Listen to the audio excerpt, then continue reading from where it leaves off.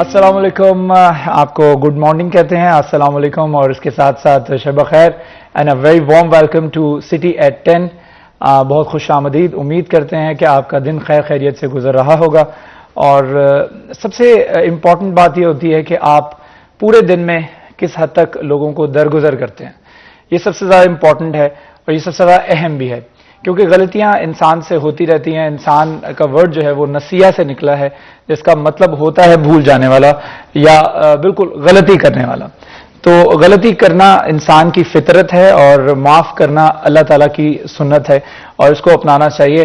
اور دن بھر ہم سے جو غلطیاں ہوتی ہیں اور ہمیں چاہیے کہ ہم دوسروں کی غلطیوں کو بھی اسی طریقے سے بغیر ججمنٹل ہوئے معاف کر دیں. اور معاف کرنے والے کو اللہ تعالیٰ پسند کرتا ہے, عفو درگزر کرنے والے کو اللہ تعالیٰ پسند کرتا ہے. باقاعدہ طور پر شروعات کرتے ہیں ہمارا پہلا سیگمنٹ ایک دن ایک نیکی کے ساتھ. پروفیسر امانت رسول ہمارے ساتھ موجود ہیں. بسم اللہ الرحمن الرحیم.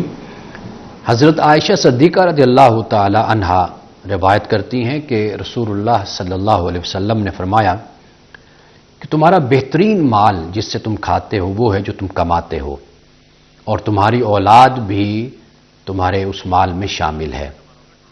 یعنی مراد یہ ہے کہ انسان اپنی محنت سے کماتا ہے اور محنت سے کمانے کے بعد پھر اس سے کھاتا ہے, یعنی اس کو استعمال میں لاتا ہے.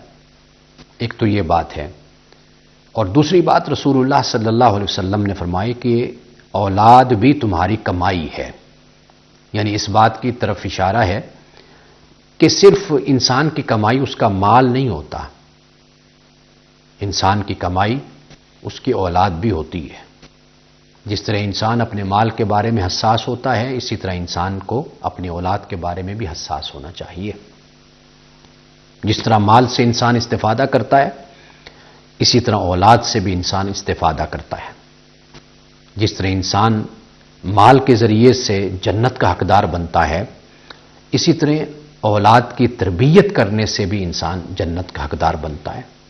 رسول اللہ صلی اللہ علیہ وسلم نے ایک حدیث میں جہاں یہ فرمایا کہ انسان جب دنیا سے چلا جاتا ہے تو اعمال کا سلسلہ منقطع ہو جاتا ہے, لیکن فرمایا کہ 3 سلسلے قائم رہتے ہیں, یعنی جس کا اجر اور انسان کو اس کا ثواب پہنچتا رہتا ہے. اس میں سے ایک رسول اللہ نے فرمایا کہ صالح اولاد, نیک اولاد. اب یہ نیک اولاد کیسے بنتی ہے؟ خود بخود تو نہیں بنتی, یہ ماں باپ کی تربیت سے اور تعلیم سے بنتی ہے. اولاد ماں باپ کے جانے کے بعد جو بھی نیکی کے کام کرتی ہے اس میں والدین کا حصہ ہوتا ہے, اس لیے کہ والدین ہی در حقیقت بنیاد ہیں اس کے اچھے کاموں کی, اس کی تربیت کی. تو اللہ تعالیٰ اس کو قیامت کے دن والدین کو اس کا صلہ عطا کرتا ہے. تو اس لیے رسول اللہ صلی اللہ علیہ وسلم نے اولاد کو بھی انسان کی کمائی قرار دیا ہے. پروفیسر امانت رسول کی گفتگو آپ ملاحظہ کر رہے تھے. بہت ہی خوبصورت طریقے سے انہوں نے ایلیبریٹ کیا کہ نیکی کیا ہے, اور میں یہ سمجھتا ہوں کہ ایک دن میں ایٹ لیسٹ 10 نیکیاں کاؤنٹ کرنی چاہیے. ہمیں باقاعدہ طور پر یہ دیکھنا چاہیے ہم نے کون کون سی. اس میں کوئی آر نہیں ہے کہ آپ اپنے آپ کو بہت زیادہ کوئی سیلف سمجھے کہ اپنے آپ کو بڑا پروموٹ کر رہے ہیں کسی کی نظر میں. ایسا نہیں ہے. آپ اپنے لیے اپنی نیکیوں کو کاؤنٹ کریں, اور رات کو بستر پہ جانے سے پہلے یہ سوچیں کہ آپ نے وہ کون کون سی نیکیاں کی ہیں, اور ان میں سے کون سی ایسی نیکیاں ہیں جن کو پورا مہینہ جو ہے ریپیٹ کیا جا سکتا ہے. جس طرح سے آپ ہر دن اٹھتے ہیں, صبح اٹھ کے صدقہ دیتے ہیں, یہ بھی ایک نیکی ہے. اسمائل دیتے ہیں, کسی کو مسکراہٹ کے ساتھ بات کرتے ہیں, یہ بھی ایک نیکی ہے. تو ایسی نیکیاں ہمیں کرنی چاہیے. اسی کے ساتھ دن کا شروعات کرنی چاہیے. آگے بڑھتے ہیں ٹوڈیز ویدر کی طرف. موسم کی صورتحال بتانے کے لیے مریم رضا ہمارے ساتھ موجود ہیں. جی بالکل. فیصل آباد کے موسم کی بات کی جائے تو دن کے آغاز میں ہی فیصل آباد کا موسم جو ہے اس میں رات اور صبح کے اوقات میں چلنے والی ہواؤں کا سلسلہ جو ہے وہ تھم کے رہ گیا ہے, جس کے ساتھ ساتھ شہر فیصل آباد کا موسم جو ہے وہ خشک ہونے کے ساتھ ساتھ جو ہے وہ بھی سرد ہو جاتا ہے. درجہ حرارت میں کمی واقع ہو رہی ہے, جبکہ فیصل آباد میں فیصل آبادی جہاں اتنے مہینوں سے گرمی کی شدت جو ہے برداشت کرتے تھے, تو اب سردی کی شدت جو ہے برداشت کرنے کا وقت آ گیا ہے کہ اس موسم کو جو ہے وہ انجوائے کریں. لیکن طبی ماہرین کی جانب سے اس بات کی اپیل کی جا رہی ہے کہ شہر فیصل آباد جو ہے وہ فضائی آلودگی بڑھنے کی وجہ سے جو ہے زیادہ سے زیادہ ماسک کا استعمال کریں, اور اس کے ساتھ ساتھ جو ہے گرم کپڑوں کا استعمال کریں تاکہ خود کو اس موسم سے جو ہے وہ بچایا جا سکے, لیکن ساتھ اس موسم کو جو انجوائے بھی کیا جا سکے. اس کے ساتھ اگر بات کرتے ہیں محکمہ موسمیات کے مطابق آج کم سے کم درجہ حرارت جو ہے وہ 16 ڈگری سینٹی گریڈ ریکارڈ کیا گیا ہے, جبکہ دوپہر کے وقت میں زیادہ سے زیادہ 24 ڈگری رہنے کا امکان ہے. ہوا میں نمی کا تناسب جو ہے وہ 70% ہے، جبکہ ہوائیں جو ہیں وہ 2 کلومیٹر فی گھنٹہ کی رفتار سے چل رہی ہے، اور ہوائیں نہ چلنے کی وجہ سے فیصل آباد کا موسم جو ہے وہ سرد ہوتا ہوا نظر آ رہا ہے. لیکن آئندہ 24 گھنٹوں کے اندر فی الحال محکمہ موسمیات کے سے ایسی کوئی بھی خوشخبری نہیں سنائی گئی کہ فیصل آباد میں بارش برسیں گی. اگر فیصل آباد میں بارش برستے ہیں تو فیصل آباد کا جو موسم ہے وہ مزید سرد ہو جائے گا اور درجہ حرارت جو ہے اس میں مزید کمی آ جائے گی. جی بہت شکریہ. مریم رضا ہمارے ساتھ موجود تھی، موسم کی صورتحال سے ہمیں آگاہ کر رہی تھی. موسم تبدیل ہوتا چلا جا رہا ہے اور خاص طور پر ایک 5واں موسم ہمارے جو ہے وہ موسم کی پوری لسٹ کے اندر شامل ہو چکا ہے، اور وہ ہے اسموک کا موسم. اسموک سے بچاؤ جو ہے وہ ہماری ایک ذمہ داری بھی ہے، کیونکہ ظاہری بات ہے نزلہ، کھانسی، زکام، ریسپائریٹری ایشوز اگر یہ ہمیں ہوتے ہیں تو وہ ہم تک لمیٹڈ نہیں رہتے ہیں، ہم وہ دوسروں کو ٹرانسفر کر رہے ہوتے ہیں. ہم اپنے رشتہ داروں کو، اپنے اہل خانوں کو، اپنے دوستوں کو جن کے ساتھ ہم رہ رہے ہیں، جن کے ساتھ ہم گھوم پھر رہے ہیں، ان کو ٹرانسفر کر رہے ہوتے ہیں. بہت زیادہ ضروری ہے کہ اگر آپ موٹر سائیکل ڈرائیو کر رہے ہیں تو آپ ماسک کا استعمال ضرور کیجیے، اور خاص طور پر اپنے سانس کے سسٹم کو برقرار رکھنے کے لیے خصوصی طور پر کوئی انہیلر وغیرہ کچھ اس نوعیت کی چیزیں جو ہے استعمال کریں، تاکہ آپ، اور گرم مشروبات کا استعمال جو ہے وہ ڈاکٹرز کی جانب سے بھی ریکمینڈ کیا جاتا ہے، تو اس کا استعمال ضرور کریں تاکہ سردیوں میں آپ کو اس نوعیت کی جو امراض ہیں ان کا سامنا نہ کرنا پڑے. چلتے ہیں اگلی top stories with top reporters کی طرف. تو ہماری پہلی آج کی خبر جو کہ ٹاپ سٹوری ہے وہ ہے فیصل آباد میں ڈینگی کے وار جاری ہیں، انتظامیہ ڈینگی کی روک تھام میں ناکام کیوں؟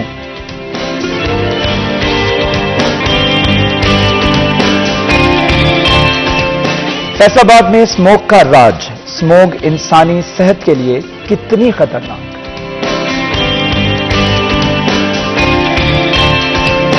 جیسے میں نے پہلے بتایا کہ اسموک کا موسم جو ہے وہ ایک ایڈیشنل موسم ہو چکا ہے، اور اس سے بچنا بہت زیادہ ضروری ہے. اوزون لیئر جو ہے وہ ڈسٹرب ہوتی چلی جا رہی ہے، جس کی وجہ سے، اور اس کی وجہ، اس کی کازز جو ہیں وہ انڈسٹریلائزیشن ہے، ٹرانسپورٹیشن ہے، اور اس کا دھواں ہے، جس کی وجہ سے اوزون لیئر بہت زیادہ متاثر ہو رہی ہے، اور اس کے اثرات جو ہے وہ اس موسم کی صورتحال کے اندر ہمیں جو ہے وہ فیس کرنے پڑ رہے ہیں. تو بہت زیادہ ضروری ہے کہ پریکاشنز، اس قدرتی تبدیلی کو ہم نہیں روک سکتے ہیں، لیکن ہم جس چیز کو روک سکتے ہیں وہ ہے پریکاشنز.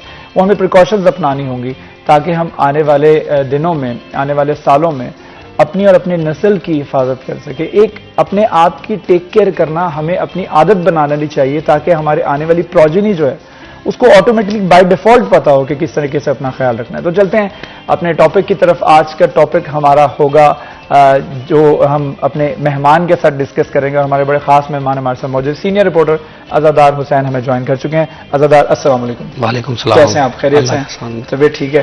اچھا عزادار بھائی، ہم جس موضوع کے اوپر آج گفتگو کرنا چاہ رہے ہیں وہ ہے کویکس، اور کویکس کا اس وقت کیا رول ہے، ہمیں کس حد تک بچنا چاہیے کویکس سے، اور ہم پہچان کیسے کر سکتے ہیں کہ یہ اصل حقیقی ڈاکٹر ہے یا یہ کویک ہے؟ سب سے پہلے شراز بھٹ آپ کا شکریہ.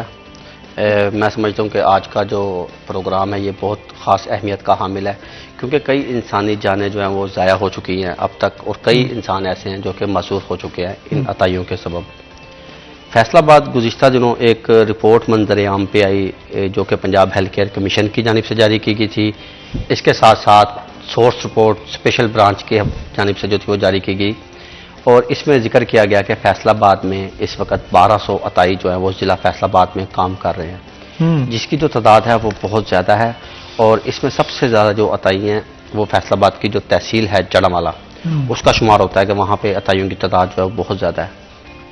دیکھیں، پہلے یہ جو عطائی تھے یہ پہلے دیہی علاقوں تک محدود تھے. اب کوئی گلی محلہ ایسا نہیں ہے جہاں پر ہم جو عطائی موجود نہ ہو. آپ جھنگ بازار چلے جائیں، محکمہ صحت کے دفتر سے تقریباً زیادہ نہیں تو 200 یا 300 قدم کے فاصلے پر فیصل آباد جھنگ بازار ہے، محکمہ صحت کا جو مرکز ہے جہاں پہ محکمہ صحت کے تمام افسران بیٹھتے ہیں، سی او بیٹھتے ہیں، ڈی ایچ او بیٹھتا ہے، اور اس سمیت ڈی ڈی ایچ اوز یا ٹاؤن انچارج جو کہ اینٹی کویکری کر رہے ہوتے ہیں، عطائیوں کے خلاف کارروائیاں کر رہے ہوتے ہیں، وہ وہاں پہ بیٹھے ہوئے ہیں.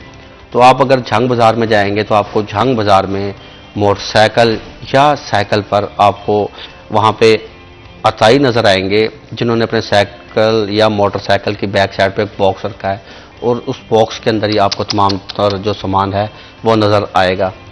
تو لمحہ فکریہ یہ ہے کہ محکمہ صحت کی جانب سے کارروائیاں بھی کی جاتی ہیں، مگر آپ کو 1 یا 2 دن کے بعد وہی عطائی آپ کو پھر وہاں پہ نظر آئیں گے. حالانکہ آپ خود اندازہ کریں کہ محکمہ صحت کی جانب سے پرائمری اینڈ سیکنڈری نے ایک گزشتہ ہفتے ایک لیٹر مراسلہ ایک جاری کیا محکمہ صحت انتظامیہ کو، اور اس میں انہوں نے یہ ذکر کیا کہ جو ڈینٹل سیکشن ہے، جہاں جہاں او پی ڈی ہے یا جہاں وارڈ بنے ہوئے یا جہاں علاج ہو رہا ہے دانتوں سے متعلق، تو ہیپاٹائٹس بی سی کی سب سے بڑی وجہ یہ ہمارے ڈینٹل جو ڈاکٹر ہیں یہ اس کی وجہ بن رہے ہیں. اس لیے ہیپاٹائٹس بی اور سی کی سکریننگ جو ہے وہ اسے لازمی قرار دیا گیا ہے کہ اگر کوئی بھی مریض آپ کے پاس آتا ہے ہاسپٹل میں علاج کے لیے کہ اس کے دانتوں کا یا داڑھ کا اس کا علاج کیا جائے، تو اس سے قبل اس کی جو سکریننگ ہے ہیپاٹائٹس بی سی کی وہ لازمی کروا لی جائے. سب سے بڑی وجہ کیا آپ سمجھتے ہیں؟ اسٹیرلائز نہیں کرتے اپنے اوزاروں کو، ان کے اوزار صحیح نہیں ہوتے یا وہ خود ٹرین نہیں ہوتے؟ اچھا، یہی میں آپ کو بتانے جا رہا ہوں نا کہ حکومت کی طرف سے ایک مراسلہ آ گیا کہ سکریننگ کرنی ہے، اور ایک طرف جو عطائی ہیں وہ بغیر سکریننگ کے دانت بھی نکال رہے ہیں، داڑھ بھی نکال رہے ہیں، وہی ان کے پاس انسٹرومنٹس جو اوزار ہیں وہی چلے آ رہے ہیں، اور وہ ایک جو اوزار ہے وہ درجنوں مریضوں کو جو ہے وہ لگا چکے ہیں، درجنوں بلکہ سینکڑوں مریضوں کو جو ہے وہ لگا رہے ہیں، پھر اسے دھوتے ہیں یا دھوتے بھی نہیں ہیں.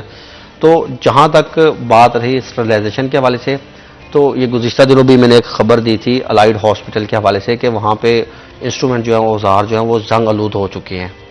اب ڈینٹل سیکشن جو کہ فیصل آباد ڈویژن کا سب سے بڑا ڈینٹل سیکشن حکومت کی جانب سے بنایا گیا ہے، وہ الائیڈ ہاسپٹل میں بنایا گیا ہے، اور الائیڈ ہاسپٹل میں باقاعدہ طور پہ ایک وارڈ بھی بنائی گئی ہے 10 بیڈ پر مشتمل، جہاں پہ روڈ ایکسیڈنٹ، ٹریفک حادثات سمیت دیگر یا اس سمیت دیگر حادثات کے نتیجے میں جن کے دانت وغیرہ ڈیمیج ہو جاتے ہیں، داڑھ وغیرہ جو ہے وہ ڈیمیج ہو جاتی ہے، ان کی ٹریٹمنٹ انہوں نے کروانی ہے، اس کا علاج ہونا ہے، اس کا ایک آپریشن ہونا ہے، تو اس کے لیے 10 بیڈ کی وارڈ بھی مختص ہے. مگر آپ خود دیکھیں وہ کہتے ہیں کہ ہمارے پاس بجٹ آتا نہیں ہے، حکومت ہمیں علیحدہ سے ڈینٹل سیکشن کو جو ہے بجٹ فراہم نہیں کرتی، کیونکہ آپ کو پتہ ہے کہ 2 قسم کی جو ہے میڈیکل کے شعبے ہیں، ایک MBBS اور ایک BDS. BDS والے ڈینٹل والی سائڈ پہ آ جاتے ہیں، MBBS والے میڈیسن، سرجری یا دیگر جو FCPS انہوں نے کرنے ہیں ان کے اوپر چلے جاتے ہیں، اس شعبے میں چلے جاتے ہیں. اب بات یہ ہے کہ ڈینٹل سیکشن کا شعبہ تو بنا دیا، شعبہ علیحدہ کر دیا، MS بھی علیحدہ لگا دیا، تمام ان کے ڈاکٹر بھی علیحدہ کر دیے. اب بجٹ کس نے دینا ہے؟ حکومت نے دینا ہے. اب بجٹ ان کے پاس آ نہیں رہا. الائیڈ ہاسپٹل کے پاس آلریڈی بہت زیادہ برڈن ہے، وہ الائیڈ ہاسپٹل انتظامیہ جو ہے وہ اپنا علاج معالجے کے حوالے سے نظام چلائے یا وہ ڈینٹل سیکشن کا بھی ساتھ نظام چلائے. صحیح.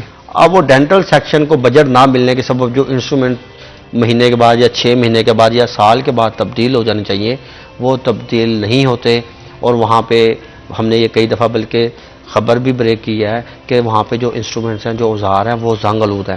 اب وہ آپ کتنی دفعہ ان کے اسٹرلائزیشن کر لیں گے؟ 1 دفعہ کریں گے، 2 دفعہ کریں گے، 5 دفعہ کریں گے، 10 دفعہ کریں گے. اگر سالہ سال 4 سال 5 سال ہو گئے ہوں وہی انسٹرومنٹ جو ہے وہ مریضوں کے لیے استعمال ہو، تو ظاہری بات ہے یہاں سے جو ہے بیماریاں پھیلیں گی. یہ تو رہی سرکاری ہاسپٹلس کے حوالے سے میں جو بات کر رہا ہوں. مجھے یاد پڑتا ہے کہ محکمہ پرائمری اینڈ سیکنڈری کے سیکٹری ہیلتھ سے ریٹائرڈ کیپٹن محمد عثمان، ان کی ٹیم نے، انہوں نے فیصل آباد کا وزٹ کرنا تھا تو انہوں نے اپنی ایک ٹیم بھیجی جنرل ہاسپٹل سمن آباد کہ آپ وہاں پہ جا کے وزٹ کریں اور میں جب شام کو آؤں گا تو اس کی آپ نے رپورٹ مجھے دینی ہے. صحیح. ٹیم جب وزٹ کرتے رہی تو ٹیم نے ایک رپورٹ تیار کی اور اس میں انہوں نے ذکر کیا کہ ہم نے جب ڈینٹل سیکشن کا وزٹ کیا جنرل ہاسپٹل سمن آباد کا تو وہاں پہ جو انسٹرومنٹ تھے وہ زنگ آلود تھے اور انہیں خون لگا ہوا تھا. تو سرکاری ہاسپٹلز میں اگر اس طرح کے حالات ہوں گے کہ وہاں پہ شہری علاج کے بجائے وہاں سے زیادہ بیمار ہو کے جا رہے ہیں تو اس کی ذمہ دار کون ہے؟ انتظامیہ ذمہ دار ہے اس کی یا حکومت ذمہ دار ہے؟ اب وہی بات آ جاتی ہے کہ اسٹرلائزیشن کس قسم کی ہو سکتی ہے. اب الائیڈ ہاسپٹل میں ایک مشین ہے تقریباً 10 سے 12 کروڑ روپے کی مشین اب آئی ہے نئی، تو وہ تقریباً 5 سے 6 مہینے ہو گئے ہیں وہ یہیں پڑی ہوئی ہے، ابھی اس کی انسٹالمنٹ جو ہے وہ نہیں کی جاتی. کیا کرتی ہے؟ اسٹرلائز کرتی ہے، اسٹرلائز کرے گی اوزاروں کو. باقی ان کے پاس جو مشینیں ہیں وہ پرانی ہیں، 3 مشینیں فنکشنل ہیں مگر وہ آج کی نہیں ہیں، وہ کوئی 1986 کی ہے، کوئی 1998 کی ہے اور صدرا سے وہ چلی. آپ کو لگتا ہے کہ سرکاری ہسپتال کا لوڈ بھی بہت زیادہ ہے جس کی وجہ سے اس نوعیت کے لوگوں کو چانسز ملتے ہیں آگے بڑھنے کے؟ جب ظاہر بات ہے کہ مریضوں کا لوڈ زیادہ ہو، بیڈز کم ہو، وارڈز کم ہو، تو پھر مریض کیا کرتے ہیں کہ وہ بجائے سرکاری ہسپتالوں میں جانے کے وہاں پہ رش بہت زیادہ ہے، ہمیں ٹریٹ نہیں کیا جائے گا، ہمیں یا سرو نہیں کیا جائے گا، تو وہ پھر کوارٹس کے پاس جاتے ہیں کیونکہ وہاں پہ وہ فوری دیکھ لیتے ہیں. اچھا اس میں نا شراز دیکھیں، اگر آپ کسی بھی اسپیشلسٹ ڈاکٹر کو چیک کروانا چاہتے ہیں نا تو اس کی جو فیس ہے وہ 1500 2000 روپے ہے، کم از کم 1000 روپے ہوگی، بالکل، اور آپ کو ٹائم بھی ہے جو 1 ہفتے کا انتظار کرنا پڑے گا۔ یہاں فیصل آباد میں ڈاکٹر اس قسم کے بھی ہیں کہ آپ کو 2 3 ماہ جو ہے وہ انتظار کرنا پڑ سکتا ہے۔ آپ خود اندازہ لگائیں کہ جس مریض نے، جسے تکلیف ہے، جس نے اپنا ٹریٹمنٹ کروانا ہے اور وہ چاہتا ہے کہ فلاں ڈاکٹر سے میری جو ہے ٹریٹمنٹ ہونی چاہیے، اور وہ ڈاکٹر صاحب انہیں ٹائم دیں کہ آپ نے 1 ماہ کے بعد آنا ہے، تو ایسے میں جو انسان ہے، جو مریض ہے، وہ کہاں جائے گا؟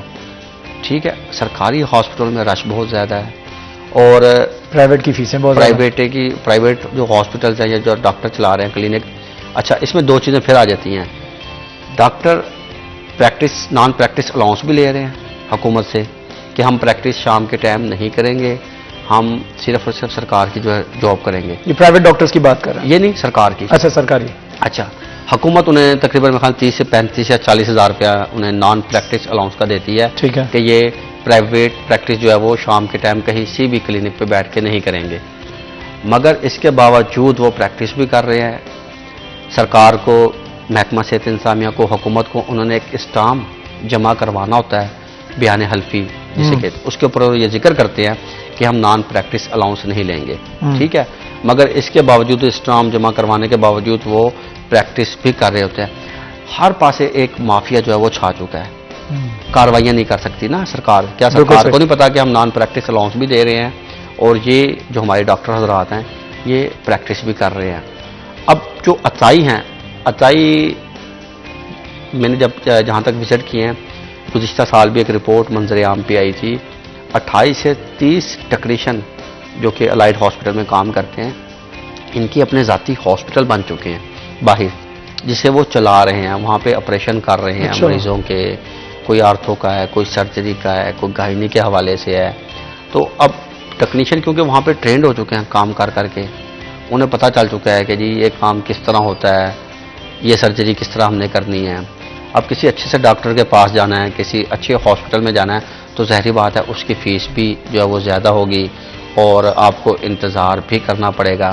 اب آپ کسی بھی کویک کے پاس چلے جائیں، 10,000 15,000 جہاں دا لگے، وہ کسی پٹھان کے پاس جائے نا تو پٹھان چیز کا ریٹ بتاتا ہے جی 5,000 روپے، اور 500 کرتے وہ 500 پہ آ جاتا ہے۔ یہ حساب دیتا وہ 200 میں دیتا وہ 200، یہ وہ حساب ہے پاکستان میں عطائیوں کا کہ ریٹ وہ زیادہ بتاتے ہیں، اس کے بعد کم ہوتے وہ جہاں دا لگتا ہے وہ مریض کو مطمئن کرتے ہیں اور مریض وہاں سے علاج کرواتا ہے اور وہ چلو خوش ہو جاتا ہے کہ چلو سستے میں میری جان چھوٹ گئی اور جو تھا وہ ہم نے علاج معالجہ اپنا کروایا۔ ایک واقعے کا ذکر کروں گا کہ ہم نے جتنے بھی وزٹ کیے ہیں، یہ تو تھی الائڈ ہاسپٹل کی بات، ہمارے جتنے بھی BHU ہیں، بنیادی مرکز صحت جنہیں کہا جاتا ہے، بیسک ہیلتھ یونٹ جنہیں کہا جاتا ہے، وہاں پہ جتنی بھی حاملہ خواتین آ رہی ہیں جو ہمارے 24/7 ہیں، تو ان کی تعداد فیصل آباد میں ٹوٹل 168 ہے اور 24/7 ہے 124۔ اچھا 168 جو بنیادی مرکز صحت ہیں، ان میں سے 54 بنیادی مرکز صحت ایسے تھے جو کہ عرصہ دراز سے 7 کام کرتے آ رہے تھے اور ان کی جو تعداد تھی انہیں مزید جو تھی اس میں توسیع نہیں دی گئی۔ مثال کے طور پہ 54 جو تھے بنیادی مرکز صحت آج سے 7 سال 8 سال پہلے 24/7 کام کر رہے تھے اور باقی جو تھے وہ صرف 6 گھنٹے کام کر رہے تھے۔ تو ظاہری بات ہے اب ان کی ٹائمنگ جو ہے وہ بڑھانی چاہیے، انہیں جو ہے وہ شام سے ایوننگ ان کی وہاں شفٹ سٹارٹ ہونی چاہیے، ایوننگ کے بعد وہاں پہ نائٹ شفٹ جو ہے وہ سٹارٹ ہونی چاہیے، وہاں پہ ڈاکٹر بیٹھیں گے، LHV بیٹھیں گی، تو مریضوں کو جو ہے عطائیوں کے پاس یا پرائیویٹ سیکٹر میں جو نہیں جانا پڑے گا اور ان کی جان بھی جو ہے بچائی جا سکے گی۔ مگر بات یہاں پہ کیونکہ عطائیوں کی ہو رہی ہے تو شام کے اب چبر میں سے جو تعداد ہے وہ 124 ہو چکی ہے الحمدللہ۔ میں یہ نہیں، چبر میں سے 122 جو ہے 24/7 اس وقت 24 گھنٹے فعال ہے۔ یہ سال 2022 میں سمجھتا ہوں کہ جو دیہی آبادی کے مکین ہیں ان کے لیے بہت ہی اچھا سال رہا ہے کہ حکومت کی جانب سے بڑی تیزی سے جو ہے وہ تعداد بڑھائی گئی ہے، 6 گھنٹے سے اوقات کار جو ہے وہ بڑھا کے 24 گھنٹے کے لیے کر دیے گئے ہیں۔ کہاں پہلے صرف 6 گھنٹے کے بعد تالے لگ جاتے تھے اور وہ جو وہاں پہ LHV بیٹھی ہوتی تھی یا LHS یا وہاں پہ ڈسپینسر بیٹھا ہے یا جو ٹیکنیشین بیٹھا ہے وہ شام کو اٹھ کر اپنے ہی کسی گاؤں میں جہاں کا وہ رہائشی ہوتا ہے اس علاقے میں اپنی بیٹھک میں اپنے گھر میں یا ایک دکان لے کے وہاں پہ وہ مریضوں کو چیک کرنا شروع کر دیتا ہے. ہمارا ایک دوست تھا تو وہ کسی محکمے میں نا چوکی دار تھے وہ. تو ہم نے کہا کہ رانا صاحب تھے وہ, ہم نے کہا رانا صاحب جب یہاں سے چھٹی ہو جاتی ہے تو آپ کیا کرتے ہیں؟ تو رانا صاحب چوکی دار تھے وہاں پہ, تو مجھے بتانے لگے جی کہ میں شام کو جا کے نا کلینک کرتا ہوں. مجھے بڑا شوق سا لگا. میں نے کہا کلینک؟ کہتا ہاں کلینک کرتا ہوں, پیشنٹ آتے ہیں. میں نے کہا کتنی فیس لیتے ہیں جی؟ اس نے کہا 20 روپے لیتا ہوں اور 20 روپے میں چیک بھی کرتا ہوں, ساتھ دوائی بھی دیتا ہوں. 20 روپے میں؟ 20 روپے میں وہ چیک. یہ حالات ہیں اس وقت خواتین و حضرات ہمارے ڈاکٹرز کے, ہمارے ہاسپٹلس کے, جو عزادار حسین نے جو بڑے ہاریفائنگ قسم کے فگرز بتائے ہیں کویٹس کے حوالے سے بھی, جو عطائی ڈاکٹرز جن کو کہا جاتا ہے. تو اپنی صحت کا خیال رکھیے, آپ کی صحت بہت زیادہ ضروری ہے, انسانی جان کا کوئی متبادل نہیں ہوتا. ایک چھوٹا سا وقفے کے بعد دوبارہ حاضر ہوں گے, ہمارے ساتھ رہیے.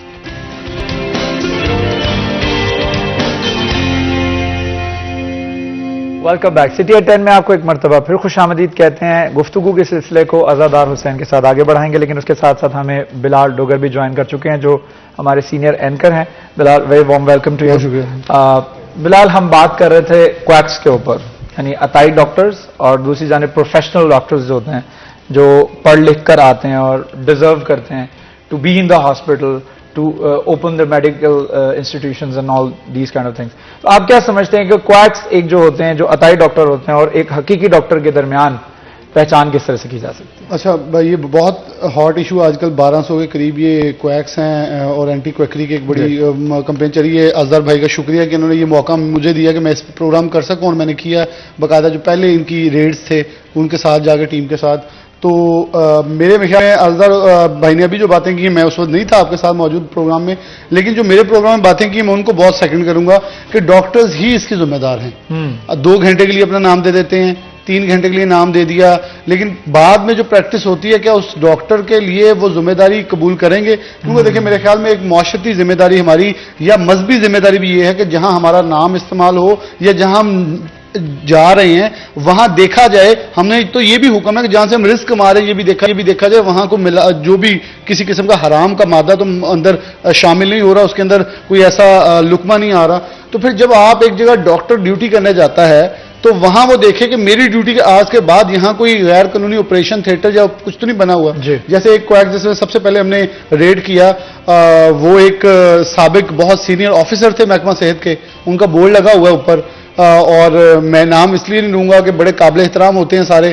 اور جب اندر گئے ہیں تو انہوں نے ایک بورڈ لگایا ہوا تھا, بیسیکلی وہ ایک میٹرنٹی ہوم کا لائسنس تھا ان کے پاس, لیکن جب پیچھے جاتے ہیں تو اوپر باقاعدہ ایک دروازہ تھا جو غیر قانونی میٹرنٹی ہوم ہے بیسیکلی تو, اور انہوں نے لکھا ہوا تھا رہائش کا اندر جانا منع ہے غیر متعلقہ افراد کا. جب اندر گئے تو پیشنٹ تھیٹر اندر, اور انجیکشن بھر کے رکھے ہیں, وہ کہہ رہے ہیں ہم استعمال نہیں کرتے. تو ان سے کوشچن تھا کہ انجیکشن دیکھیں نا, اظہر صاحب جانتے ہیں کہ ہاسپٹل جب جاتے ہیں ایکسپیرینس سب کا کہیں نہ کہیں ہوا ہوتا ہے, تو شوز بھی اتروا دیتے ہیں آپریشن تھیٹر سے پہلے, دوسری چنوا کے سر کور کر کے سب وہاں پہ انجیکشن. اور وہاں ہم نے وہ جو لائٹس لگی ہوئی تھی, انہوں نے LED لائٹس لگائی ہوئی تھی, اور ہاتھ جب لگایا تو مٹی گر رہی تھی, مطلب اتنی زیادہ ادھر گرد و غبار تھی. آپ کہہ رہے ہیں ڈاکٹر ذمہ دار ہے, قطع کلامی کی معذرت, میں یہ سمجھتا ہوں کہ لوگ بھی ایکولی ذمہ دار ہیں. لوگوں کو کیا نظر نہیں آتا کہ یہاں پر مٹی پڑی ہوئی ہے, OT کی کچھ ریکوائرمنٹس ہوتی ہیں کہ آپریشن تھیٹر کے اندر آپ کو چپل تک جہاں الاؤ نہیں ہے آپ کو لے کر جانا, آپ وہاں پر ننگے پیر جا رہے ہیں, آپ نے وہاں پر ہر جو اوزار رکھے ہیں وہ اسٹیرلائز ہوتے ہیں. تو لوگوں کو صاف نظر آتا ہے کہ یہ چیزیں اس طرح سے اپ ٹو مارک نہیں ہیں جس طرح سے ہونی چاہیے. شاید ذمہ دار میں ڈاکٹرز کو نہیں کہنا, میں کہہ رہا ہوں دے آر انوالوڈ, ان کی وجہ سے ہوتا ہے, یہ کہہ رہا ہوں. شاید شامل ہونا یا قصوروار ہونا ایک علیحدہ چیپٹر ہے, یہ ایک مین چیز ہے کہ وہ کہیں نہ کہیں سپورٹ کرتے نظر آتے ہیں. دیکھیں ایک ڈاکٹر ہے, وہ 6 کلینکس پہ بے حق وقت اس کے بورڈ لگے ہیں, یا تو وہ کوئی اخلائی مخلوق ہے جو 6 ٹائم پہ بیٹھا ہوا 6 جگہ پہ, اس کا مطلب وہ ایک جگہ بیٹھا ہے باقی بورڈ بیچے ہوئے ہیں, وہ 5,000 10,000 12,000 مہینے کا ان سے لے رہا ہے جو تیل پانی کا خرچہ نہیں کر رہا ہے. تو یہ میرے خیال میں بڑی بری چیز ہے. اور ایون کہ محکمہ صحت کے جو آفیسرز ہیں وہ دیکھیں, وہ ایک لسٹیں مرتب ہوئی, میرے خیال میں اس CEO ہیلتھ کو ہمیں یہ کریڈٹ دینا چاہیے کہ इससे पहले एक दौर था जब ये एंटी क्विकरी की कार्रवाई हुई है, रूटीन में भी चलती रहती, लेकिन ये एक प्रॉपर उन्होंने, जैसे अजहर भाई ने बताया कि वो बड़े संजीदा लगे, जैसे उन्होंने लिस्टें मुरतब की, डाटा लिया, डीसी के पास गए, साइन करवाया। तो अब ये देखिए संजीदगी का आलम ये होता है कि वहां आगे से जितने भी सिफारशी होते हैं वो मेंबरान असम्बली या साबिक मेंबरान असम्बली होते हैं। क्यों? क्योंकि उन्होंने वहां से वोट लेने हैं। तो क्या उन लोगों से ये पूछा जाए फिर आप लोग, आपकी पार्टी ये क्यों नारा मारती है सेहत तरजीह है? आप कहें मौत हमारी तरजीह है, बीमारियां हमारी तरजीह हैं, क्योंकि आप ऐसे लोगों को सपोर्ट करते हैं। सेम लाइक आप कहते हैं जी थाना कल्चर चेंज करना है और सारे पर्चे आप लोग कटवाते हैं, गैर कानूनी तरीके से बंदे आप छुड़वाते हैं। इसी फैसलाबाद में एक मेंबर असम्बली है, वो नशे में धुत होकर एसपी को गालियां दे देते हैं फोन पे। तो ये क्या, ये रवाज जब परवान चढ़ेगा तो क्या आम आदमी को ना इंसाफ मिलता है, ना सेहत मिलती है, ना तालीम मिलती है? हाँ, तालीम के लिए आप सिंडिकेट के मेंबर इसलिए बन जाते हैं यूनिवर्सिटी के क्योंकि एडमिशन करवा लेने हैं, लेकिन यूनिवर्सिटीज के फलाह बहबूद के लिए आप एक MP हैं फिरदौस राय, सिर्फ एक फीमेल, और इसके अलावा जितनी भी फीमेल रही हैं इनसे पूछ लें किसी एक वुमेन यूनिवर्सिटी या वुमेन्स के लिए एक वुमेन रूम भी बनवा के दिया हो किसी ने यूनिवर्सिटीज के अंदर, तो हम इन्हें मान जाएंगे। मैं प्रोग्राम के अंदर सवाल किया, दे आर ब्लैंक, क्योंकि उन्होंने नहीं कुछ किया। तो फिर हम इन लोगों के ऊपर ट्रस्ट करते हैं, ये लोग किस चीज के नुमाइंदे हैं? बेसिकली सिर्फ इसलिए कि एक इमरान खान का नुमाइंदा है, एक नवाज शरीफ का नुमाइंदा है, तो फिर अवाम किस लिए? अवाम फिर नताइयों के हथे चढ़ के मरने के लिए पॉलिटिकल पार्टीज के नुमाइंदे नहीं, बल्कि बिलाल ने सही बताया, ये हमारे नुमाइंदे हैं। हमारी नुमाइंदगी करने के लिए, आपकी नुमाइंदगी करने के लिए ये इक्तदार में आते हैं, सीट संभालते हैं, लेकिन उसके बाद ये आप ही को भूल जाते हैं। तो ये बड़ा जरूरी है कि हम सेहत और एजुकेशन के ऊपर तवज्जो दें। अज़हर की तरफ दोबारा चलता हूं। अज़हर बताइएगा, जो आप बता रहे थे फिगर्स कि अब कुछ बेहतरी भी आ रही है दही इलाकों के अंदर, कुछ उन्होंने औकात कार भी बढ़ा दी हैं, 24/7 की तरफ जा रहे हैं, तो चीजें आने वाले साल में कुछ बेहतरी की तरफ जाती नजर आ रही हैं? देखें, एक मॉडल BHU के नाम से ना अब 3 शिफ्टों में जो बुनियादी मराकज़ सेहत है वहाँ पे डॉक्टर अवेलेबल होंगे, वहाँ पे डॉक्टर मुहैया होंगे कि आप 24 घंटे अगर उस बुनियादी मरकज़ सेहत में जाते हैं तो वहाँ पे आपको डॉक्टर सुबह के टाइम भी मिलेगा, शाम के टाइम भी मिलेगा, रात के टाइम भी मिलेगा। हुकूमत का ये एक बहुत अच्छा इक़दाम है, मगर इसकी जो तादाद है वो ना होने के बराबर है। क्यों? एक तहसील में 3 BHU को जो है 24/7 डॉक्टर वहाँ पे मॉडल के तौर पे पेश किए जा रहे हैं कि वहाँ पे डॉक्टर बैठेंगे। अब देखें, एक तहसील है, वहाँ पे 3 बुनियादी मराकज़ सेहत सिर्फ और सिर्फ सिलेक्ट किए जाएँ। उम्मीद करते हैं कि आने वाले वक्त में तमाम के तमाम बुनियादी मराकज़ सेहत जो फैसलाबाद ज़िला में 168 के करीब बनते हैं, वो न सिर्फ 24 घंटे वो फाल होंगे और वहाँ पे 24 घंटे डॉक्टर भी मुहैया होंगे और मरीजों को चेक कर सकेंगे। मगर सवाल यहाँ पे ये उठता है, CEO PHFMC रहे हैं नसीम सादक साहब, साबका डिप्टी कमिश्नर फैसलाबाद भी रह चुके हैं। उन्होंने फैसलाबाद डॉक्टरों के इंटरव्यू किए थे PHFMC के हवाले से। तो मैंने एक सवाल किया था उनसे, तो मैंने कहा कि सर अब जो है हमने देखा है कि फ़र्क आ चुका है, बेहतरी आ चुकी है बेसिक हेल्थ यूनिट के हवाले से। जब हम पहले विज़िट करते थे 2015-16 में, तो वहाँ पे हमें जो थे अताई नज़र आते थे। अताई से मुराद ये है कि वहाँ चौकीदार भी चेक कर रहा है, डिस्पेंसर भी चेक कर रहा है, LHV मरीज़ देख रही है। तो वहाँ पे डॉक्टर नहीं थे, इस वजह से वहाँ पे चौकीदार, डिस्पेंसर, सैनिटरी वर्कर, टैब के लोग मरीज़ों का इलाज कर रहे थे उस इलाके में, देही इलाके में। मगर अब डॉक्टरों के आने से बेहतरी आई है, मगर वहाँ पे डॉक्टर जाने के बाद अब क्या करते हैं, बेसिक हेल्थ यूनिट में डॉक्टर तैनात हो गए हैं। क्यों? उन्होंने FCPS करना है, उन्हें 10 या 20 नंबर चाहिए इसके लिए, वो साल 2 साल उन्होंने बेसिक हेल्थ यूनिट में लगाने हैं।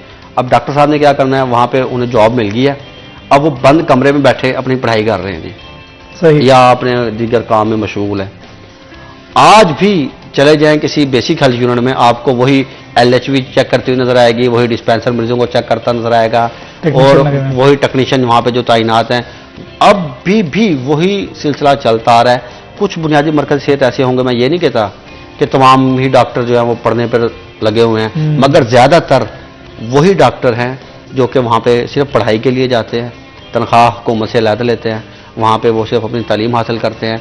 मरीज़ वहाँ पे अभी भी LHV, LHS, आया, डिस्पेंसर, इस किस्म के वहाँ पे जो अमला वहाँ पे तैनात है वो मरीजों को देख रहा है। अब बात क्या आती है?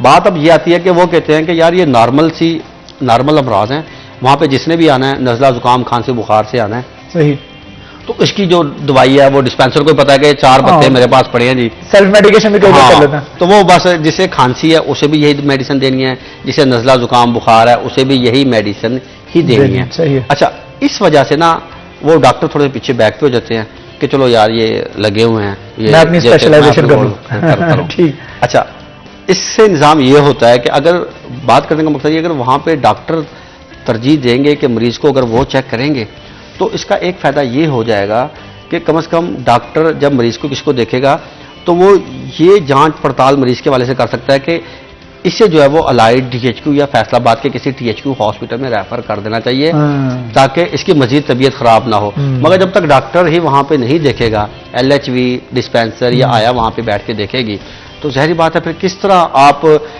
گلی محلوں میں بیٹھے تو تائی ختم کر رہے ہیں. ہمارا یہی پرابلم ہے. عزیزہ نے بالکل صحیح اس کو پن پوائنٹ کیا ہے کہ یہی وجہ ہے کہ ہمارے اندر ایک کلچر موجود ہے. جب تک چیزیں ورس نہیں ہو جاتی, بہت زیادہ ہمارے بس سے ہمارے کنٹرول سے باہر نہیں ہوتی, تب تک ہم جو ہے پریکاشنری میئرز نہیں لیتے. بہت زیادہ ضروری ہے. بلال, جو کویکس ہوتے ہیں, جو عطائی ہوتے ہیں, ان کی ذرا ایکسپلینیشن کر دیجیے گا, وہ ہیں کیا؟ لوگ جاننا چاہتے ہیں کہ ان کی تشریح, ان کی ڈیفینیشن کیا ہے. میرے خیال میں اینٹی کویک کی بجائے ہمیں لفظ یہ یوز کر لینا چاہیے جعلی ڈاکٹر, تاکہ عام فہم ہو جائیں, لوگوں کو سمجھ آ جائے.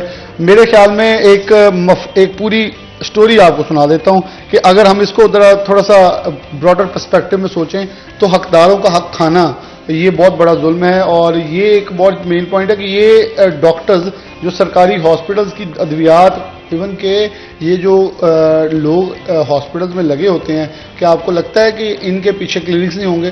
بہت سارے ایسے لوگ کسی نہ کسی ایل ایچ وی جب مختلف عہدوں کے اوپر فائز ہیں جو کہ وہاں سے ادویات لے کر اپنے کلینکس پہ بکتی نظر آئی ہیں, سیل ہوتی ہیں. اس کے اوپر میرے خیال میں متعدد بار اور جب کئی بار ازدار نے بھی چیزیں ہائی لائٹ کی ہیں کہ مس مینجمنٹ جو ہے بیسیکلی, اگر پورے سیٹ اپ میں دیکھیں ہمارے, تو مس مینجمنٹ ہی ایک تھیوری ہے جو کہ چل رہی ہے اور وہ دھڑلے سے چل رہی ہے. فار ایگزامپل میں ایک چھوٹی سی ایگزامپل دیتا ہوں. آٹے کی روز ہم بحران دیکھتے ہیں, چکی ایسوسیشن سارے احتجاج کرتے ہیں, 80,000 بیگ نکلتا روز کا, کہاں جاتا ہے؟ ملتا ہی نہیں دکانوں پہ. اب وہ اگر سختی کرے ڈی سی, اس دن وافر پڑا رہتا ہے, جس دن نہیں سختی کرتے اس دن ملتا نہیں. اس کا مطلب ہے کہ سیم لائک اداروں کے, ہر ادارے کے اندر ایک انسٹیٹیوشنل گیپ موجود آ جاتا ہے کہ مینجمنٹ کنسسٹنسی نہیں ہے. ہمیں پتا ہے کہ ہم نے اگر آج سگنل بریک کرنا ہے تو میں بچ جاؤں گا, مجھے پتا ہے. جب مجھے پتا ہو کہ کچھ بھی ہو جائے, میں نے سگنل بریک کیا ہے تو میرا چلان گھر تک پہنچنا ہے, تو پھر میرے خیال میں احتیاط کروں, جیسے لاہور میں ہوا ہے. ویسے اسی طریقے سے یہاں پر بھی پتا ہو, جیسا 1200 quakes, it's a huge amount, کہ اگر اتنے لوگ کھلے ہو کر, ان کی اعداد و شمار ہمارے پاس موجود ہے, آپ ان کو پکڑ کیوں نہیں پا رہے؟ نہیں, اچھا, اس میں ایک بات شراز یہ بھی ہے کہ ستیانہ روڈ پہ نا آج سے 2 سال قبل میں نے محکمہ صحت کے افسران کے ساتھ وہ ریڈ کر رہے تھے, تو ساتھ مجھے بھی لے گئے. تو ڈاکٹر اطول مونم صاحب ہمارے ساتھ تھے. تو جب ہم اندر انٹر ہوئے تو پہلا جو کمرہ تھا وہ سیل ہوا تھا پہلے سے. پتہ چلا یہ آپریشن تھیٹر ہے, اور ان سے پہلے جو ڈی ڈی ایچ او تھے وہ اسے سیل کر چکے ہیں. ٹھیک ہے جی. اب اس کے باوجود وہ پھر چل رہا ہے. اچھا, انہوں نے کیا کیا جی, وہ کمرہ بند کر دیا جو سیل ہو چکا ہے. وہ جو اوپر بلڈنگ تھی پہلی منزل, وہاں پہ انہوں نے کمرہ ایک اور کھول دیا جی, وہاں پہ اسے آپریشن تھیٹر بنا دیا جی. اب وہاں پہ جب ہم ریڈ کر رہے تھے تو ہمیں متعلقہ جو اراکین اسمبلی ہیں 2 کے فون ڈاکٹر صاحب کو آیا جی کہ ہاں ہمارے ووٹر سپورٹر ہیں, تو مہربانی کریں. تو انہوں نے کہا کہ سر یہ اینٹی کویکری کر رہے تھے, یہ کویک ہے, انسانی جانوں سے کھیل رہے ہیں. ان کا فون بند ہوا تو ہمارے ڈی ایچ کیو ہاسپٹل کے جو ایک سینئر ڈاکٹر ہیں وہ وہاں پہ پہنچے ہیں. انہوں نے جب ہمیں دیکھا ہے کیمرے وغیرہ, تو وہ وہاں سے پتلی گلی نکل گئی جی. تھوڑی دیر گزری ہے جی, ایم ایس صاحب کا فون آ گیا جی کہ یار اسدار کچھ ہو سکتا ہے, یار یہ ہمارے دوست ہیں. آپ خود اندازہ لگائیں کہ جب ہمارے ڈاکٹر ان کی پہنچ دیکھ لیں کہاں تک ہے, کہ ابھی وہاں پہ ریڈ ہو رہا ہے, سیل ہوا نہیں, اور فون بھی فوراً آنے شروع ہو گئے جی. ڈاکٹر بھی پہنچے ہیں, اگر جو ڈاکٹر نہیں پہنچ سکا اس نے فون کروایا ہے جی. اور سب سے اہم جن کی ہم ذمہ داری سمجھتے ہیں, جو پورے ملک کا نظام چلا رہے ہیں, جنہیں ہم اپنا ترجمان بتاتے ہیں کہ یہ ہمارے ترجمانی کر رہے ہیں, پاکستانی عوام کی ترجمانی کر رہے ہیں, اگر وہ اتائیوں کو سپورٹ کریں گے تو کس طرح ختم ہو سکتا ہے؟ ایک اتائی کا اگر آپ کلینک سیل کرتے ہیں تو وہ اگلی گلی میں جا کے پھر ایک اور گھر میں جا کے کھول لیتا ہے. اور ڈی ڈی ایچ او دیکھیں, D D H O polio مہم آتی ہے. فیصل آباد کی آبادی محکمہ صحت انتظامیہ کے مطابق جو محکمہ صحت کے پاس فگر ہے وہ ہے 86,80,500 کچھ. بہت ہارفائنگ فگر ہے. بلال ڈوگر ہمارے ساتھ موجود ہے, ایک چھوٹا سا وقفہ لیتے ہیں, گفتگو کے سلسلے کو آگے بڑھائیں گے, ہمارے ساتھ رہیے.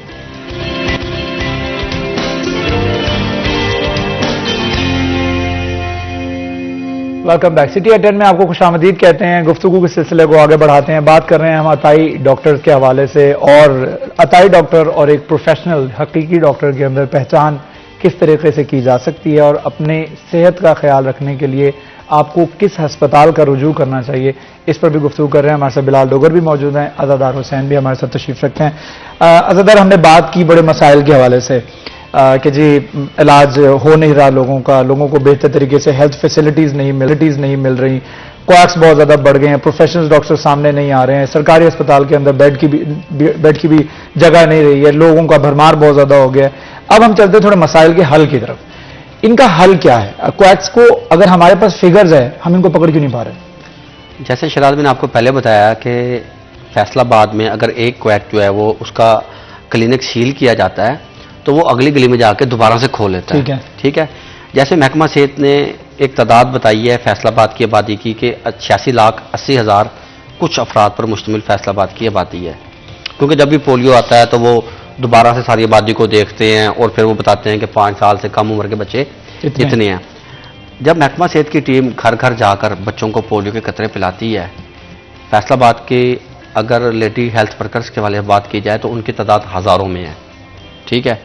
और इसके साथ साथ टाउन इंचार्ज मुकर्रर किए गए हैं, DDHO मुकर्रर किए गए हैं, इंटमोलॉजिस्ट जो कि डेंगू के हवाले से काम कर रहे होते हैं, पूरी एक डेंगू टीम है, वो भी घर घर जा रही होती है, लोगों को आगाही दे रही होती है डेंगू के हवाले से। तो क्या वो नहीं बता सकते कि इस गली में, इस मोहल्ले में, इस चौराहे में जो वो अताई बैठा हुआ है, महकमा सेहत के अफसरान को या अपना जो उनका मुतल्लिका ऑफिसर है उसे बता सकते हैं कि फलाना जगह फलाना अताई बैठा है, उसे जो है वो सील किया जाए या उसकी रिपोर्टिंग की जाए। सही। मगर अब मसला सारा यहीं पे आके दोबारा से जमा हो जाता है कि जो अताई हैं वो हैं ही महकमा सेहत के अफसरान, वो हैं ही महकमा सेहत के मुलाजमीन, वो सारे एक दूसरे से वो जुड़े हुए हैं जी। कोई कहीं ना कहीं जो है वो अताई के जुमरे में शुमार उसका हो ही जाता है। अगर वो अपना नहीं बना सकता तो वो किसी की दूसरे की जगह पे काम बनवा देता है या किसी दूसरे की जगह पे काम कर रहा है। तो इस सिलसिले में अब देखें, डॉक्टरों की जैसे आप बात कर रहे थे कि किस तरह बेहतरी लाई जा सकती है। गुज़िश्ता दिनों तो नहीं बल्कि डॉक्टर मुश्ताक अहमद सिपरा साहब CEO हेल्थ थे फैसलाबाद। सही। वो अब डॉक्टरों के इंटरव्यू ले रहे थे मेडिकल ऑफिसर्स के कि इन्होंने THQ में जाना है, इन्होंने RSC में जाना है या सिटी गवर्नमेंट डिस्पेंसरी के हवाले से उनके इंटरव्यू किए जा रहे थे। मैं अंदर इंटर हुआ हूँ तो जब मैं बैठने लगा हूँ तो मुझे कहने लगे हैं मुश्ताक सिपरा साहब कि शाह जी ये क्या है? उन्होंने एक फ़िल्म उठाई। मैंने कहा सर CT स्कैन नहीं तो MRI होगी। तो मुझे कहते लगे आपके 50 नंबर। और मैं इंटर हुआ ही था तो मुझे पता नहीं कि इन्होंने ये क्यों सवाल पूछा और मुझे 50 नंबर इन्होंने क्यों दिए। मैंने पूछा सर क्या हुआ? मुझे बता रहे हैं कि यार हम 70% डॉक्टरों से हमने पूछा है ये फिल्म कौन सी है, तो तमाम ने CT स्कैन ही कहा है, कोई MRI वाली साइड पे गया ही नहीं। किसी डॉक्टर ने जहमत ही नहीं की कि CT स्कैन से आगे हम MRI का नाम तक ले लें। वो CT स्कैन से आगे बढ़े ही नहीं। हर डॉक्टर के जहन में ये था 70 लिमिट बनाई हुई है बस। तो हालात ये हैं कि देखें अब दूसरी जानिब फीसें वगैरह जो है बढ़ा दी गई हैं। अगर आपका भाई कोई बेटा जिसे आप चाहते हैं ये MBBS करके एक डॉक्टर के रूप में जो है वो मसीहा के तौर पे लोगों की खिदमत कर सके, तो देखिए सरकारी अगर उसका हॉस्पिटल में या सरकारी कॉलेज में उसका अगर एडमिशन नहीं हुआ तो वो प्राइवेट में जाएगा। प्राइवेट की आपको पता है फीसें कितनी है? 20 लाख 25 लाख। अब देखें एक सेमेस्टर की फीस 20-25 लाख रुपए है और उसने MBBS 5 साल का किया है तो वो 1.5 करोड़ 1.25 करोड़ रुपये तो उसने खाली फीसों का दे दिया है। हॉस्टल की रिहाइश की फीस जो अलग है, खाने पीने की फीस जो अलग है। जो वालदैन 2 करोड़ रुपया तकरीबन कम से कम 1.5 से 2 करोड़ रुपया जो अपने बच्चे के ऊपर इन्वेस्टमेंट कर रहे हैं कैसे डॉक्टर बनाने के लिए, तो वो कल को डॉक्टर अगर बनेगा तो उसने किस तरह लोगों का इलाज मुआवजा करना है। और ये तो सिर्फ डॉक्टर बनने की फीस है, उसके बाद हाउस जॉब है, फिर उसे सर्विसेज करनी है, फिर उसने अपना क्लिनिक ओपन करना है, फिर उसे स्पेशलाइजेशन करनी है किसी न किसी एक शोबे के अंदर। तो ये अखराजात और एक टाइम फ्रेम जो है वो अलग है जो उसको पैसे पूरे करने होते हैं। तो फिर ऑब्वियसली उसने जाहिर बात है फिर वो वालिदैन एक पैसे खर्च करते हैं, बच्चों को देखना चाहते हैं कि अब उसमें पैसे किस तरह पूरे करने हैं। और वो क्या करेंगे, सरमायादार लोग होते हैं वो एक हॉस्पिटल बना देते हैं जी। एक हॉस्पिटल बन गया जी, अब वहाँ पे जाहिर बात है तरबियत याफ्ता अमला भी चाहिए, ट्रेंड अमला चाहिए आपको जो वहाँ पे مریضوں کو اس سطح کے جو علاج کی سہولیات فراہم کر سکے. آپ نے جب اپنی ناک کا آپریشن کروایا تھا تو پروفیسر محمد علی ترمذی صاحب سے غالباً کروایا تھا. اچھا, ترمذی صاحب کا یہ آج شاید بیٹھے ہوئے ہیں تو چلو یہ بات آپ سے کرتا ہوں ڈسکس. ترمذی صاحب کا مجھے فون آیا, کہتے ہیں یار وہ آپ کو اینکر آئے تھے شراز بٹ صاحب, تو انہوں نے یار پورا ہمارا وزٹ کیا ہے. کیا تھا آپ نے؟ ہاں کیا تھا. کہ آپ کے جو انسٹرومنٹ ہیں ان کی کس طرح دیکھیں, جب آپ چیک کر سکتے ہیں تو باقیوں کو بھی حق ہے, شہریوں کو حق ہے کہ وہ جائیں اور نظام دیکھیں کہ جہاں پہ ہم جا رہے ہیں کیا ہمیں یہاں پہ یہ. انہوں نے مجھے کہا, کہتے ہیں کہ آپ بہت زیادہ پوزیسو ہیں. میں نے کہا نہیں, کہتے ہر پیشنٹ ایسے نہیں کرتا. میں نے کہا ہر پیشنٹ کو کرنا چاہیے, میرے خیال میں تو دیکھنا چاہیے نا نظام. دیکھیں آپ پیسے دے رہے ہیں انہیں, آپ انہیں پیسے دے رہے ہیں, آپ کا یہ رائٹ ہے کہ جو آپ کو سہولت مل رہی ہے, جو آپ پیسے ادا کر رہے ہیں, کیا اس کے متبادل اسی سطح کی آپ کو علاج کی سہولت جو ہے وہ فراہم ہو رہی ہے. اسی پر میں گفتگو کرنا چاہوں گا بلال سے. بلال یہ بتائے گا کتنا ضروری ہے اسٹرلائزیشن کو چیک کرنا, ڈاکٹر کی سروسز کو چیک کرنا, کراس چیک کرنا, اس کے بعد کلینک کا وزٹ کرنا. میرے خیال میں یہ ہر مریض کا حق ہوتا ہے. پہلے تو یہ دائرہ اختیار ہے اس شخص کے اندر کہ اس کو اخلاقی طور پر یہ دیکھنا چاہیے کہ اگر وہ کسی کو, فار ایگزامپل آپ اس نشست پہ برجمان ہے, اظہر بھائی یہاں ہے, میں یہاں ہوں, تو ہمیں یہ بھی متعین کرنا ہوگا کیا ہم یہاں سے جب گھر جائیں گے تو کہ میرے ڈیوٹی آورز جتنے تھے میں نے وہ اپنا جو ایک دن کا یومیہ 2000 3000 4000 10000 جس کے جتنے بھی پے کا یومیہ تنخواہ بنتا ہے, مزدور کی مزدوری بنتی ہے, ہم اپنے آپ کو مزدور کہہ لیں تو ہماری جو مزدوری تھی اس کے تحت ہم نے کام کیا ہے صحیح. اگر نہیں تو پھر ہم حرام کما رہے ہیں. Very honest and very straight forward categorically سے سارے لوگ, یہ جو لوگ کہتے ہیں اٹینڈنس لگا کے آفس سے نکل جانا, فار ایگزامپل جو ہم کوئی بھی ادارے لے لیں, FWMC لے لیں, واسا لے لیں, جو ایک فوج سرکاری اداروں میں صرف اٹینڈنس لگانا, فوج من موج بھرتیاں کی ہوئی ہیں نا, ان سے پوچھیں کسی سے بھی کہ جو اگر اٹینڈنس لگا کے غائب ہو جاتا ہے بندہ اپنی ڈیوٹی آورز کے اندر, وہ اپنے سے صرف اپنے ضمیر سے پوچھ لے کیا میں حلال رزق اپنے بچوں کے لیے لے کے جا رہا ہوں, تو میرے خیال میں اس کا ضمیر اسے بہتر جواب دے دے گا. یا فار ایگزامپل ایک دکاندار ہے, اگر وہ اپنی دکان کے اوپر بیٹھ کر کسی جھوٹ مال میں ناپ تول کر رہا ہے, یا وہ جو دکھایا ہے وہ بیچ نہیں رہا, جس میں ہمارے دین نے بڑی کلیئر کٹ ایک ڈائریکشن دی ہوئی ہیں, تو یہ ہی ڈاکٹرز ہیں, سروسز دے رہے ہیں ہمیں. اگر وہ سروسز کے جو ہمیں دے رہے ہیں اس کے مطابق ہم سے پیسے بھی چارج کریں, اور وہ سروسز اگر دیانتداری سے نہیں دی جا رہی تو میرے خیال میں ہمیں دنیا میں بیمار کر لیں گے. موت بر حق ہے, آ بھی جائے گی, وہ کسی غلطی سے آئی جائے وہ تو وقت پہ, لیکن میرے خیال میں قیامت والے دن پھر بڑا سخت امتحان ہوگا. تو ہمیں تھوڑا سا یہ دیکھنا چاہیے کہ ہم اسلام مسلمان ہیں, شاید یہ باتیں کریں گے لوگ کہیں مولوی بن گئے, لیکن ہمیں یہ دیکھنا ہوگا کہ ہم نے جس طرف جانا ہے ہمیں اس کی تیاری کرنی ہوگی. اگر ہمیں اس کی تیاری کرنی ہے تو ہمیں ہر چیز میں دیکھنا ہوگا کہ ہم رائٹ ڈائریکشن پہ ہیں, کیونکہ یہ اخلاقی ذمہ داریاں ہیں. اس میں آپ جا کے کسی کو 100 بار بھی سبق پڑھا دیں اور نہیں سبق ہے, جب تک اس کی اخلاقیات اس کو ہٹ نہیں کریں گی کہ یہاں میں اپنے دائرہ اختیار سے نکل کر دوسرے کو ہٹ کر رہا ہوں, دوسرے کا نقصان کر رہا ہوں دنستہ طور پر. غیر دنستہ ایک اور چیز ہے, اس کی بھی معافی نہیں ہے, اس کی معافی مل جاتی ہے, لیکن دانستہ کی جانے والی غلطیوں کے اوپر پھر آپ کے لیے سزا متعین ہے. تو پھر سزا قانونی طور پہ بھی ہے, یہاں نہیں ملے گی تو دنیا کی تو ہیں, دنیا کی آپ سفارشی لڑوا لیں گے, آپ ایک معروف ڈاکٹر ہیں, کسی کا MS کا فون کروا لیں گے, MPA سے فون کروا لیں گے, تو وہاں کس MPA کا فون کروائیں گے, وہاں تو پھر آپ کو جواب دینا پڑے گا, اور ساتھ اس MPA کو بھی دینا پڑے گا کہ آپ نے ایک انسان کی جان سے کھیلا, جو آپ کے اوپر اعتماد کیا, جس نے کہ میں اللہ کے اوپر یقین کر کے اس بندے کے پاس جا رہا ہوں اس کے بعد تاکہ یہ میرا صحیح علاج کرے گا. تو میرے خیال میں اگر ہم اسے کہتے ہیں نا ایک مسیحا ہے, تو مسیحا کون ہوتا ہے؟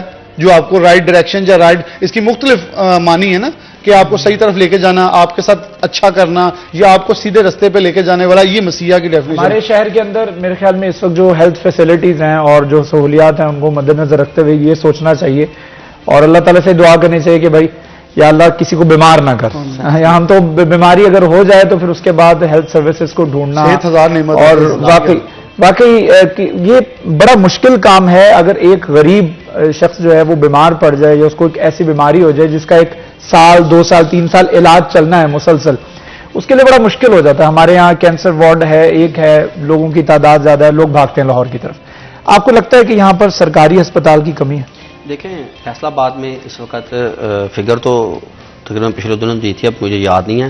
فیصل آباد میں سٹی گورنمنٹ ڈسپینسری, ضلع کونسل کی ڈسپینسری, THQ, RSC, BHU اور جو ہمارے ٹیچنگ ہاسپٹل, ان کی تعداد تقریباً 335-40 کے قریب بنتی ہے غالباً. فیصل آباد پورے ضلع کی آپ کو تعداد بتا رہا ہوں کہ ہمارے سرکاری سطح پہ جو ہے وہ علاج گاہیں موجود ہیں.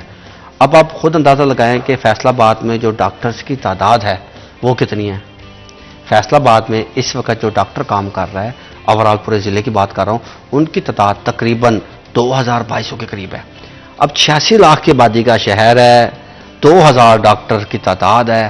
آپ خود اندازہ لگائیں کہ ایک ڈاکٹر کتنے ہزار افراد کے لیے جو ہے وہ مقرر کیا گیا ہے.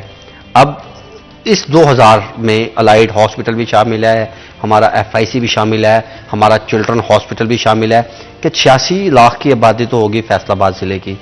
جو ہمارے پاس چھنگ، چنیوٹ، ٹوبہ، سرگودا، میاں والی، خوشاب، بکھر، ملتان سے بھی مریض جو فیصل آباد آ رہے ہیں. اس کے علاوہ پنڈی بھٹیاں ہے، حافظ آباد ہے، ننکانہ صاحب ہے، اور اس گرد و نواح تقریباً 13 سے 14 اضلاع کم از کم بتا رہا ہوں.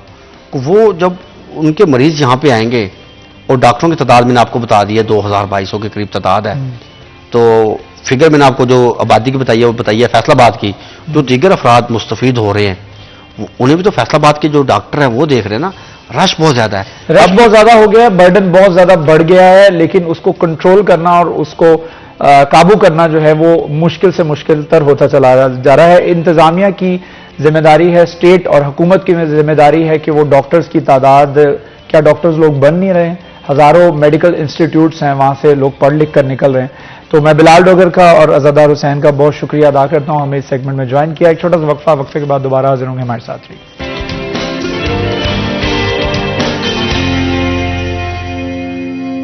Welcome back. سٹی ایٹ 10 میں آپ کو ایک مرتبہ پھر خوش آمدید کہتے ہیں. چلتے ہیں، آگے بڑھتے ہیں ہمارے اگلے سیگمنٹ کی طرف، اور ہمارا اگلا سیگمنٹ ہے آج کے بھاؤ.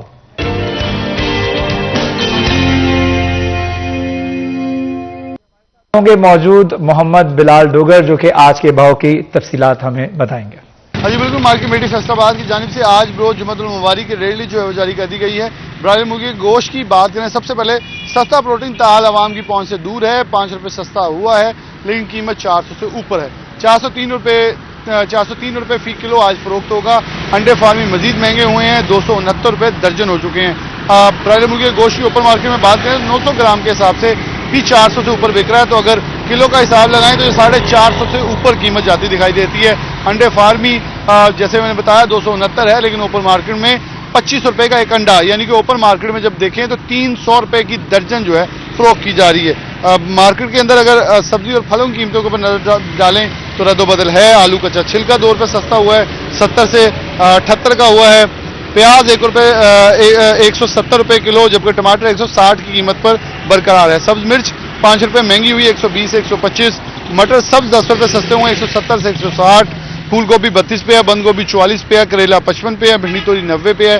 بینگن 32 روپے کلو ہے، شملہ مرچ 75 روپے کلو پہ برقرار ہیں. پھلوں کے اندر سیب کالا کلو 245 پہ ہے، سیب سفید 145 پہ ہے، کیلا 100 روپے درجن پہ ہے، 102 روپے درجن پہ ہے.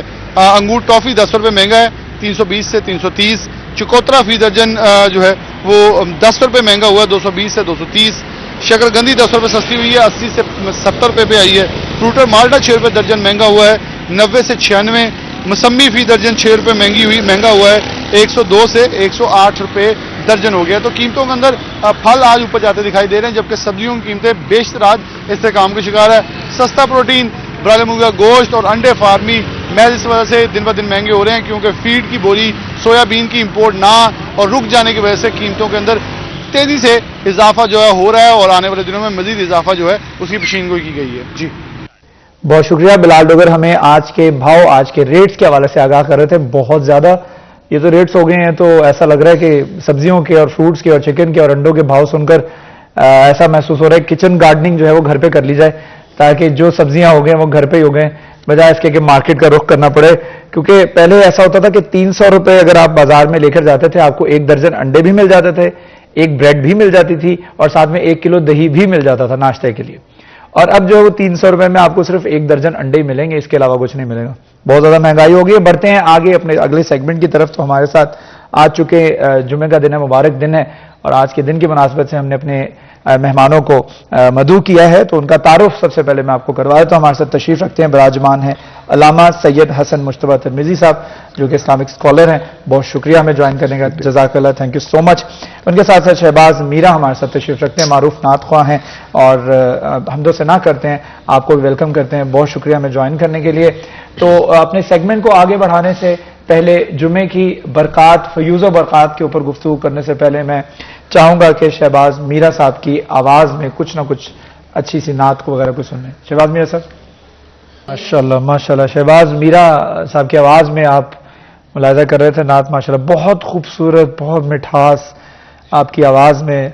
तो मीरा साहब, ताल्लुक़ आपका फैसलाबाद से ही है? जी, फैसलाबाद से ताल्लुक़। तो माशाल्लाह नात ख्वानी कब से शुरू हुई और कब शौक़ हुआ कि मुझे रसूलुल्लाह सल्लल्लाहु अलैहि वसल्लम की नात ख्वानी करनी चाहिए?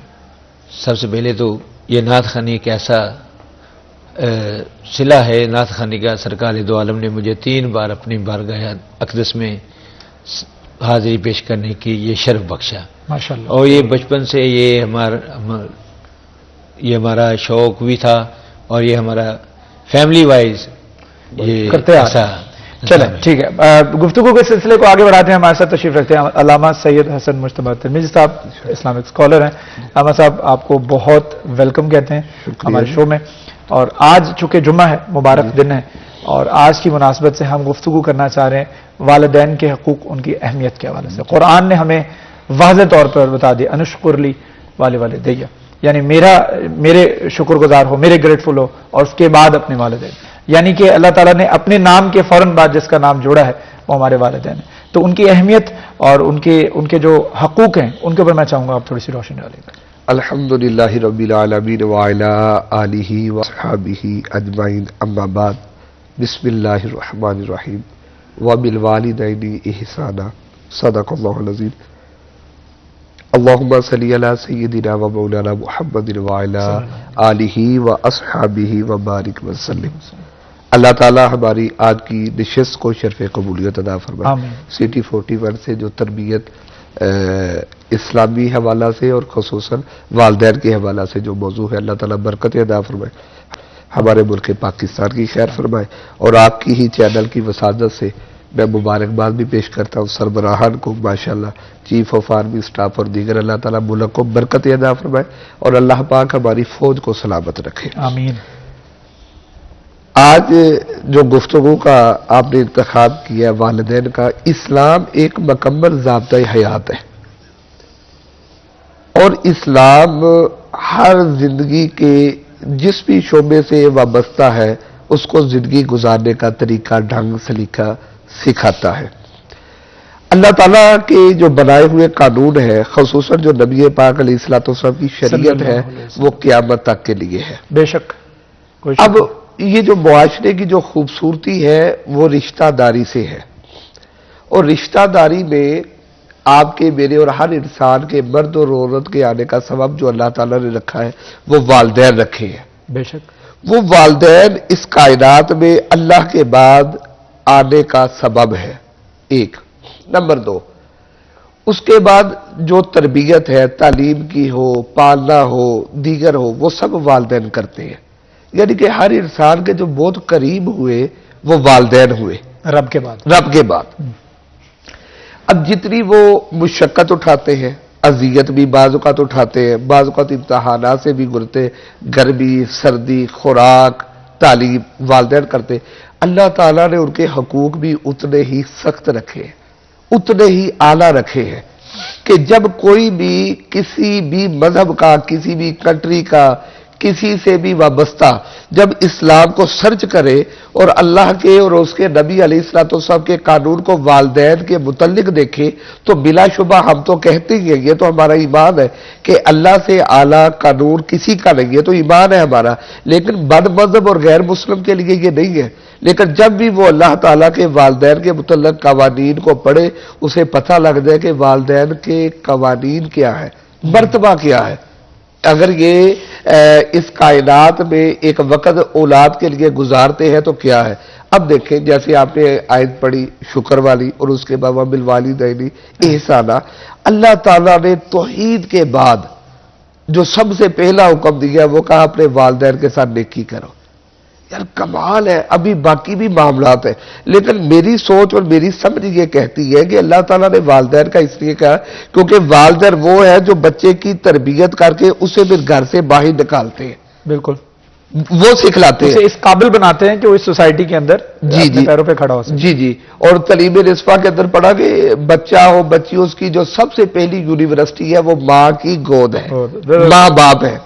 اچھا اب ماں کی گود کے لیے سہارا باپ کا ہے اور باپ کا سہارا ظاہری بات ہے جو بھی اولاد پڑھتی ہے بڑی ہوتی ہے ماں باپ تو اگر باپ اخراجات اٹھا رہے تو ماں کوکنگ کر رہی ہے یا باقی معاملات کپڑے دھونے کپڑے استعمال، یعنی دونوں کی تربیت کے بعد جو ہے وہ بچہ اور بچی جو اس میں نکھار آتا ہے گفتگو کے اندر اس کی پرسنالٹی میں نکھارا. اب کہا وَبِالْوَالِدَيْنِ إِحْسَانًا، اپنے والدین کے ساتھ بھلائی کرو.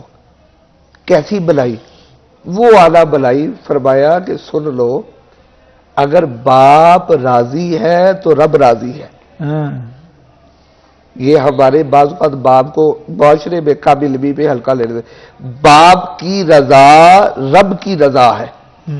ایسے بہت سے صحابہ کرام رضوان اللہ اجمعین کی مثال احادیث میں ملتی ہے کہ جن کے والدین نے ابھی اسلام قبول نہیں کیا تھا، اور میں نے یہاں تک روایت پڑھی کہ وہ بعض اوقات نبی پاک علیہ الصلوۃ والسلام یا اسلام کے بارے میں کوئی ایسا جملہ بول دیتے تھے، صحابہ کرام اللہ کے نبی کی بارگاہ میں حاضر ہوئے. اب دیکھیں حکم ہے اور اب تربیت مصطفیٰ یا رسول اللہ یا حبیب اللہ صلی اللہ علیہ وسلم مفہوم ہے. ہمارے والد یا والدہ ایسا کہتی ہے کہ ہم سے برداشت نہیں ہوتا اور ہمارا دل کرتا ہے ہم ان سے یہ کرے وہ کرے وغیرہ. میرے آقا علیہ الصلوۃ والسلام نے فرمایا نہیں خبردار، ان کو اف نہیں کہنا. اچھا یہاں میں کہتا ہوں اپنے شاگردوں کو جمعہ میں اور جہاں میں تقریر کے لیے جب میں کہتا ہوں لوگوں اگر والدین غیر مسلم ہو تو نبی پاک علیہ الصلوۃ والسلام کی تربیت ہے ان کو اف نہیں کہنا. تو جب والدین اللہ کے نبی کے امتی ہوں 5 وقت کے نمازی ہوں درود و سلام پڑھنے والے کیا رتبہ کیا مرتبہ ہے، پھر ان کا کیا مقام ہے. اور پھر یہ دیکھیں یہ حکم جس دور کے اندر دیا وہ دور بڑی جہالت والا تھا. اس دور کے اندر عورت کی عزت ہی نہیں تھی، تو ماں بہن بیٹی کی تمیز ہی نہیں تھی. اللہ تعالیٰ کے نبی علیہ الصلوۃ والسلام نے اس وقت اصول جو اناؤنس کیا کہا دیکھو پہلے بیٹی رحمت پھر بہن پھر بیوی، وہ انقلاب جو قیامت تک برپا کرا. اب جو چوتھا اور آخری درجہ عورت کو دیا وہ ماں کا دیا. اور کیا دیا؟ کہا کہ تمہاری جنت ان کے قدموں میں ہے. بالکل ماں کے دیکھیں آپ جتنی بھی اب اس پروگرام کو سجایا جنت مل جائے دین کی باتیں ہوئی، ہر بندہ جنت کا حصول چاہتا ہے. کوئی نماز پڑھتا ہے روزہ رکھتا ہے زکوٰۃ دیتا ہے، لیکن نبی پاک علیہ الصلوۃ والسلام نے فرمایا ہاں جس جنت کو تم چاہتے ہو وہ تمہاری ماں کے قدموں تلے رکھ دیا. اگر ماں کی تابعداری کرو گے تو جنت کے حقدار ہوگے، اور اگر ماں باپ کی تابعداری نہ کرو گے پھر آپ جنت کے حقدار نہیں ہیں. ہمارے ہاں دیکھیں پھر معاشرے میں رشتہ داری ادب یہ اسلام کا حسن ہے. اسلام کا جو حسن ہے وہ ادب ہے.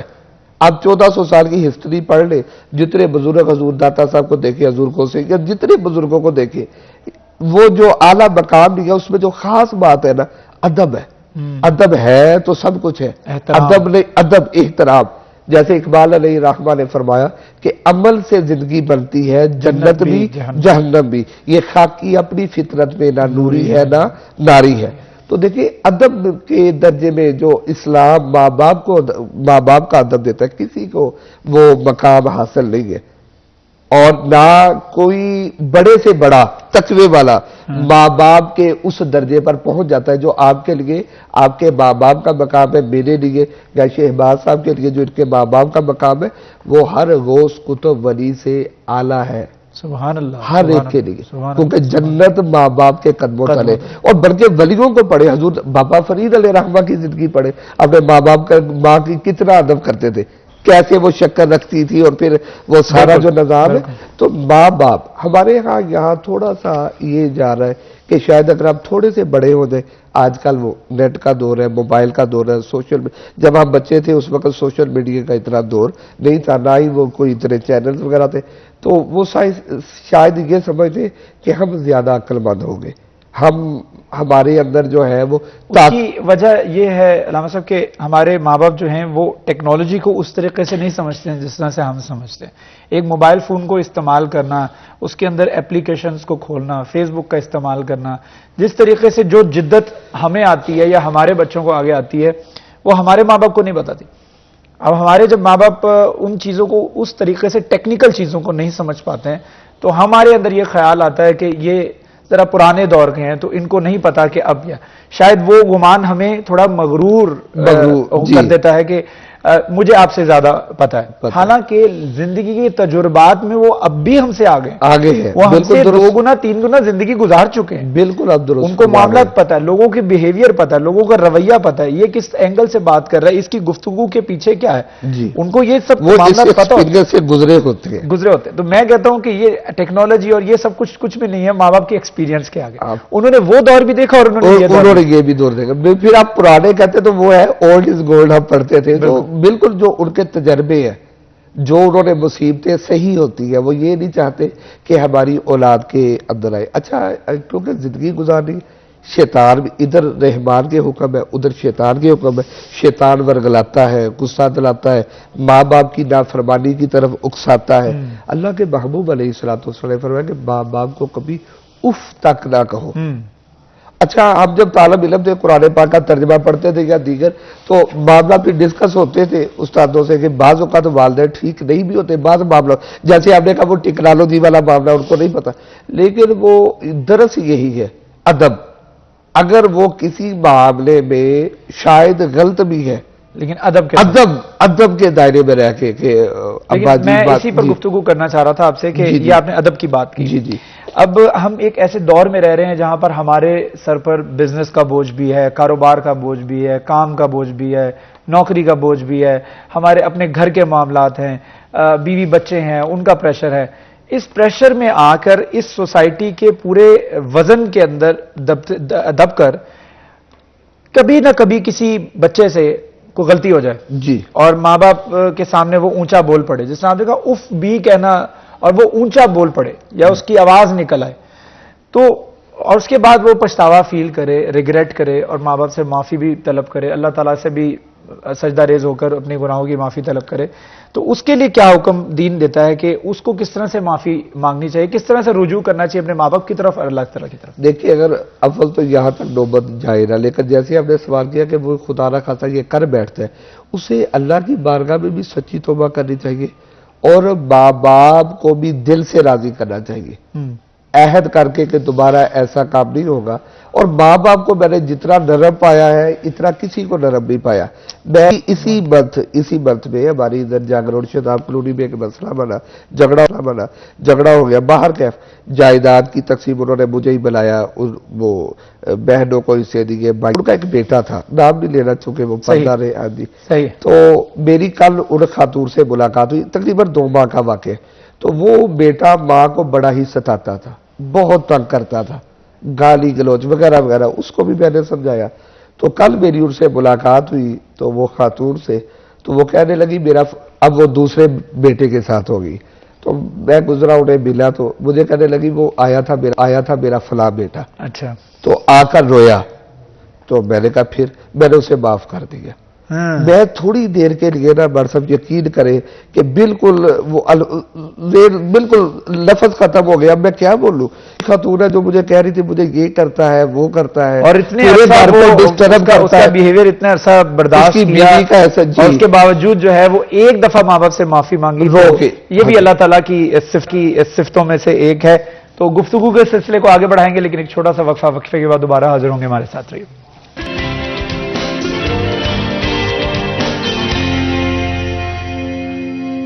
Welcome back. گفتگو اس سلسلے کو آگے بڑھائیں گے لیکن اس سے پہلے شہباز میرا صاحب ہمارے ساتھ تشریف رکھتے ہیں، براجمان ہیں.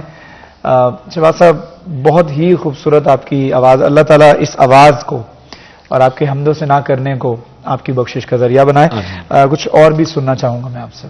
پر ہے بہار مدینہ، نعت پڑھی عجب رنگ پر ہے بہار مدینہ کہ سب جنتیں ہیں نثار مدینہ. سبحان اللہ. بنا آسمان منزل ابن مریم گئے لامکان تاجدار مدینہ اور مبارک رہے اندلیبوں تمہیں گل ہمیں گل سے بہتر ہے خار مدینہ، عجب رنگ پر ہے بہار مدینہ۔ عجب رنگ پر ہے بہار مدینہ۔ بہت ہی خوبصورت بات آپ نے پڑھی شہباز میرا صاحب، اور بڑی مٹھاس، جیسے میں نے آپ کو پہلے بتایا، اللہ تعالیٰ رسول اللہ صلی اللہ علیہ وسلم سے جو محبت عقیدت کا معاملہ ہوتا ہے، تو اور پھر جب آپ نعت پڑھتے ہو تو آواز کے اندر مٹھاس کے جو ہے نا وہ مزید بڑھ جاتی ہے جب ایک عقیدت مندی بھی زیادہ ہو۔ تو میں ماشاءاللہ آپ نے بھی بڑا اچھا شعر ابھی پڑھا ہے۔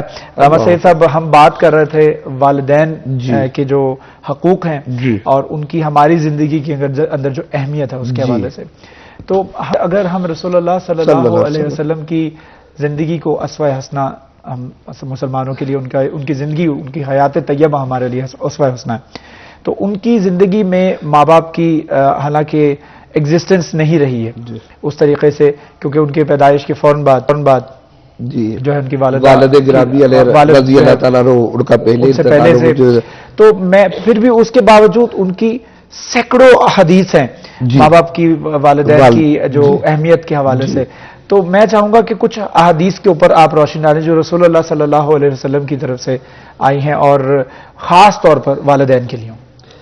نبی پاک صلی اللہ علیہ وآلہ وسلم ایک مرتبہ ممبر پہ جلوہ افروز ہونے لگے، اور یہ بخاری، مسلم اور دیگر کتب احادیث اور تفاسیر کے اندر 3 مرتبہ آمین ارشاد فرمایا۔ صحابہ کرام رضوان اللہ اجمعین موجود ہیں، ان کو سمجھ نہیں گئی معاملے کی، کیونکہ اللہ نے اپنے نبی علیہ السلام کو غیب کی خبریں سکھلا کر بھیجا۔ الرحمن علم القرآن، جو باتیں پوشیدہ تھی وہ اللہ کے نبی علیہ السلام نے بتائی۔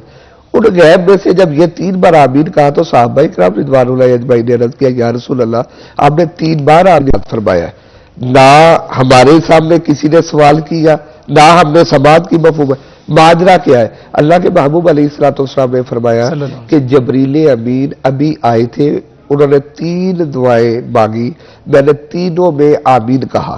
ان میں سے ایک دعا یہ تھی، یا رسول اللہ، یا حبیب اللہ، برباد ہو جائے وہ شخص جو ماہ رمضان یعنی رمضان المبارک کا مقدس مہینہ پالے اور پھر جنت نہ حاصل کر سکے۔ کہا جب جبریل امین نے یہ دعا مانگی تو میں نے کہہ دیا آمین۔ اور دوسری دعا ان میں سے یہ تھی، کہا کہ جبریل امین نے ارشاد فرمایا، یا رسول اللہ، یا حبیب اللہ، برباد ہو جائے وہ شخص جو آپ کا نام نامی سن لے اور پھر آپ پر درود و سلام نہ پڑھے۔ تو میں نے کہا آمین۔ تیسری دعا تھی کہ یا رسول اللہ، یا حبیب اللہ، برباد ہو جائے وہ شخص جو اپنے ماں اور باپ کو بڑھاپے میں پالے یا دونوں میں سے ایک کو پالے پھر ان کی خدمت کر کے جنت نہ حاصل کر سکے۔ سبحان اللہ۔ اس حدیث پاک سے کیا پتا چلا؟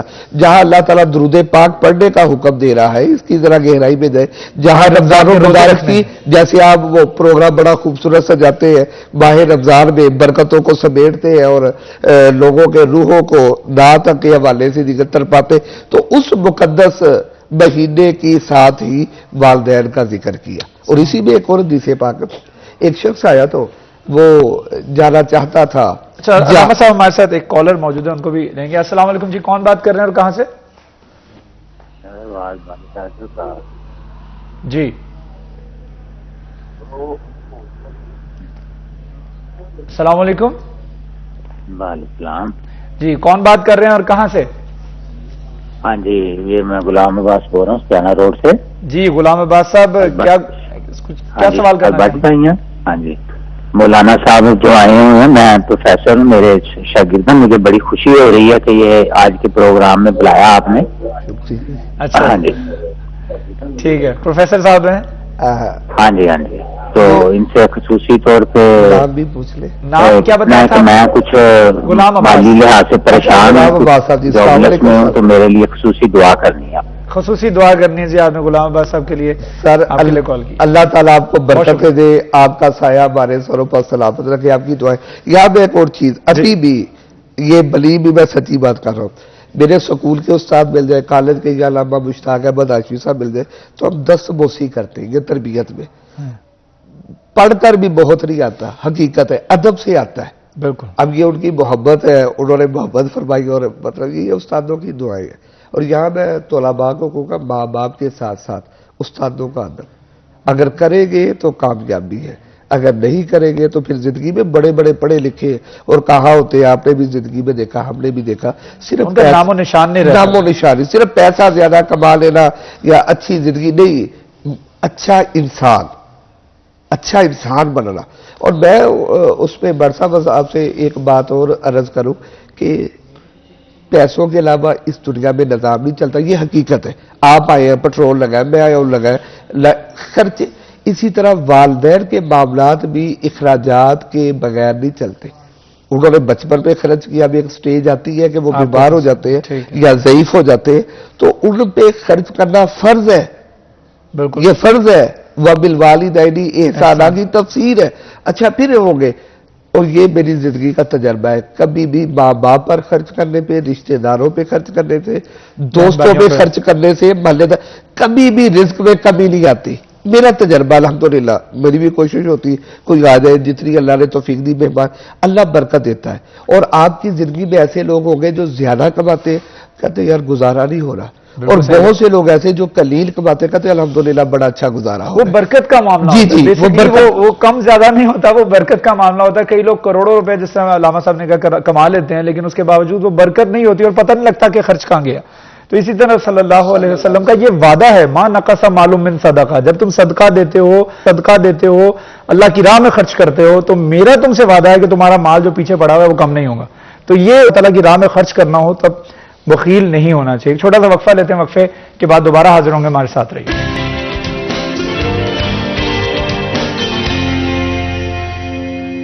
ویلکم بیک جی، پروگرام میں ایک دفعہ پھر آپ کو خوش آمدید کہتے ہیں۔ سٹی ایٹ 10 میں ہمارے ساتھ تشریف رکھتے ہیں علامہ سید حسن مجتبیٰ ترمذی صاحب، اور ہم گفتگو بڑی ہی خوبصورت گفتگو کر رہے ہیں۔ ہماری یہ نشست جو ہے، اللہ تعالیٰ ہماری ان گفتگو کے سلسلے میں اور اس کے نتیجے میں ہم جو بھی ایک پازیٹیو باتیں کر سکیں، اللہ تعالیٰ اس کو قبول فرمائے اور ہماری مغفرت کا ذریعہ بنائے۔ تو علامہ صاحب، ہم بات کر رہے تھے ماں باپ کی خدمت کے حوالے سے، آپ نے کہا کہ جی جیسے مرضی ہو۔ اچھا، کچھ اس معاملے کے اوپر بھی گفتگو فرما دیجیے گا۔ کچھ لوگ شادی کے بعد یہ تصور کرتے ہیں کہ ان کی جو بیگمات آتی ہیں، اس کے بعد تھوڑا سا وہ بوجھ اپنا کم کر کے بیگمات کے اوپر ٹرانسفر کر دیتے ہیں کہ جی اب وہ بھی ہماری ماں باپ کی خدمت اسی طریقے سے کرے جس طرح سے ہم کر رہے ہیں۔ تو اس کے اوپر بھی تھوڑا سا گفتگو فرما دیجیے گا، کس حد تک ضروری ہے کہ یہ صرف واحد آپ کی ذمہ داری بنتی ہے کہ آپ ہی اپنے والدین کی خدمت کریں گے، آپ کی بیگم کا یہ فرض نہیں ہے؟ تو اس کے اوپر بھی فرما دیجیے گا کہ ہمارا دین اور ہمارا اسلام اس حوالے سے کیا ہدایت دیتا ہے۔ جی، اس پہ نا میں دونوں ہی باتیں کروں گا، اسلام کے حوالے سے بھی اور اپنے پاکستان کے حوالے سے بھی۔ جی، ہمارے ہاں جو سسٹم چل رہا ہے، پوری دنیا میں ویسا سسٹم نہیں چلتا، اور خصوصاً ہمارے اگر سعودی عرب کے اندر دیکھیں تو وہ شادی کے بعد ممالک میں علیحدہ کر لیتے ہیں۔ ہمارے ہاں سسٹم اور ہے کمبائنڈ فیملیوں کا۔ اگر آپ دیکھیں ہمارے چچا زاد، تایا زاد اکٹھے رہتے ہیں، پھر آگے ویسے ہی شادی ہوتی ہے تو اکٹھے رہتے ہیں۔ اب اس معاشرے میں، پاکستان میں، نہ تو وہ آمدن ہے کہ علیحدہ رکھا جا سکے بیوی کو، ہر ایک کے پاس، مطلب 80% کے پاس ایسے وسائل نہیں ہے، نہ ہی کوئی ایسا ہے۔ دیکھیں ایک گھر میں اگر 3-4 فیملیاں رہ رہی ہے علیحدہ کمرے میں، تو وہ مکان سیل کریں گے تو اس طرح پھر مکان نہیں آئیں گے۔ اب ہمارے ہاں کیا ہے؟ ہمارے ہاں میں نے آغاز کے اندر بات کی تھی کہ اسلام سب سے خوبصورت حکمت عملی سکھلاتا ہے۔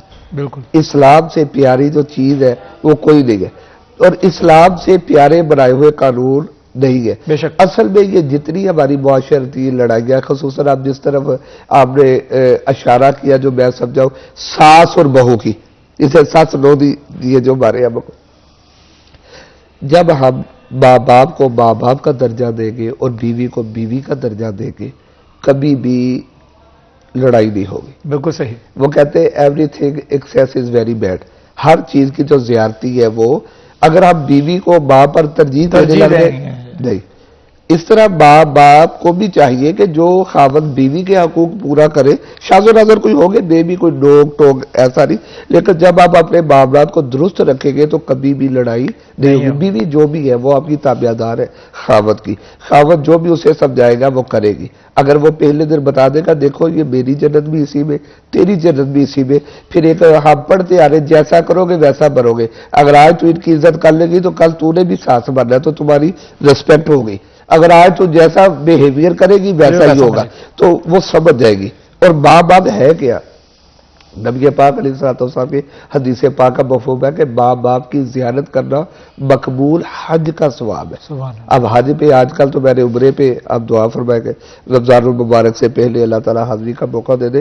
تو آج کل عمرہ 3 لاکھ کے قریب گیا ہوا ہے. بالکل ایسا آج صرف عمرہ جو، اور 3 لاکھ روپیہ ہر ایک کے لیے نکالنا اس معاشرے میں مشکل ہے. اور حج تو کئی لاکھ پہ ہے. اچھا کئی لاکھ اب لگا بھی آئے، سفر بھی کر رہے، پھر بھی نہیں پتا حج قبول ہوا یا نہیں ہوا. تو یہ بغیر خرچ کیے دیکھیں اللہ تعالیٰ گارنٹی ہے مقبول حج. وَمَا أَرْسَلْنَاكَ إِلَّا رَحْمَةً لِلْعَالَمِينَ. وہ نبیوں میں رحمت لقب پانے والا، یہ نبی پاک کی رحمت ہے کہ چھوٹے چھوٹے سے کام کرو اور ڈھیروں نیکیاں کماؤ. تو ماں باپ کی جہاں زیارت مقبول حج کا ثواب ہے، وہاں خدا نہ خواستہ اگر بے ادبی ہوگی تو اتنا ہی بڑا گناہ ہے. گناہ بھی ہے. اور پھر وہ قبول ہونا ہو یہ قبول ہی قبول ہے. ایسے صحابہ کرام عرض کرتے یا رسول اللہ مفہوم ہے، کوئی 1 بار دیکھے فرمایا 1 حج کا، کوئی 2 بار دیکھے 2 کا، کوئی 10 بار. اس طرح صحابہ بڑھتے جو انہیں نیکیوں کا لالچ تھا. فرمایا اللہ کی رحمت بہت وسیع ہے، تم جتنی بار بھی دیکھو گے مطلب ہے اتنے حج کا ثواب ملے گا. سبحان اللہ. تو یہ اس میں ماں باپ کے لیے بھی وہی حکم ہے، اور پھر بیوی کے بھی حقوق ہے، اولاد کے بھی حقوق ہے. جب آپ اس سسٹم میں رہیں گے اور یہ باتیں اپنے بچوں کو اور پیرنٹس کو اور دیگر کو سکھلائیں گے تو پھر انشاءاللہ تعالیٰ بگاڑ پیدا نہیں ہوگا. یہاں میں ایک اور بات بھی عرض کرنا چاہوں، اگر ماں باپ فوت ہو جائے تو ان کی قبریں بھی برکت دیتی ہے. اچھا. ہاں جی. اب کیونکہ میں نے جو دیکھا وقت بالکل قریب مفہوم، ایک مرتبہ اللہ کے محبوب صلی اللہ علیہ وسلم اپنی والدہ کی قبر سے گزرے. آتا ہے او ہو پھر جو چمٹ کر روئے، اور مفہوم ہے تو اس کا ایک مطلب یہ کہ ماں اگر آج تو زندہ ہوتی تو اپنے بیٹے کی عزتیں دیکھتی. تیرا بیٹا کس مقام پہ ہے؟ امام الانبیاء ہے، سب سے اولا والا ہمارا نبی، سب سے بالا والا ہمارا نبی، اپنے مولا کا پیارا ہمارا نبی، دونوں عالم کا دولہا ہمارا نبی، خلق سے اولیاء، اولیاء سے رسل اور رسولوں سے اعلیٰ ہمارا نبی. کیا تربیت امت ہے کہ قبر کو چمٹے ہیں، رو رہے ہیں. پھر ایک اور صحابی رسول آگے عرض کرتے ہیں، روایت کا مجھے ابھی ذہن میں آئی، اس کا مفہوم یہ ہے کہ ان سے کوئی بے ادبی ہوگی، کوئی ایسا واقعہ ہو گیا تو اللہ کے محبوب علیہ السلام تمہارے ماں باپ زندہ ہے، جاؤ جا کے توبہ کرو، ان سے معافی مانگو. یا رسول اللہ وہ فوت ہو چکے. اچھا تو کہا ان کی قبروں پہ جاؤ. وہ کہتے ہیں مجھے قبروں کا بھی نہیں پتا. کہا اب کسی بھی قبرستان چلے جاؤ، وہاں 2 نشان لگاؤ. دیکھیں کیسی تربیت ہے. سبحان اللہ. ایک نشان کو کہو یہ میرے باپ کی قبر ہے کرو جی، اور ایک نشان کو کہو یہ میری ماں کی قبر ہے. اور ان قبروں میں کھڑے ہو کر اللہ سے توبہ کرو، ان قبروں کا صدقہ اللہ تمہاری توبہ کو قبول کر لے گا. سبحان اللہ. سبحان اللہ. دیکھیں تعلق نہیں ختم ہوتا، تعلق بالکل ختم نہیں ہوتا. مرنے کے بعد بھی ماں اور قبروں کی زیارت کا بھی میں لوگوں کو کہتا ہوں، جیسے دنیا میں دیکھو مقبول حج کا ثواب ہے، ویسے ہی تم قبروں پہ جاؤ گے تو تمہیں مقبول حج کا ثواب ملے گا. پھر تربیت ہوتی. میں الحمدللہ میری کوشش ہوتی ہے میں روزانہ والدین کی قبر پر حاجی آبادی مطلب مدفون ہے اور میں اپنے بچوں کو لے کے جاتا ہوں.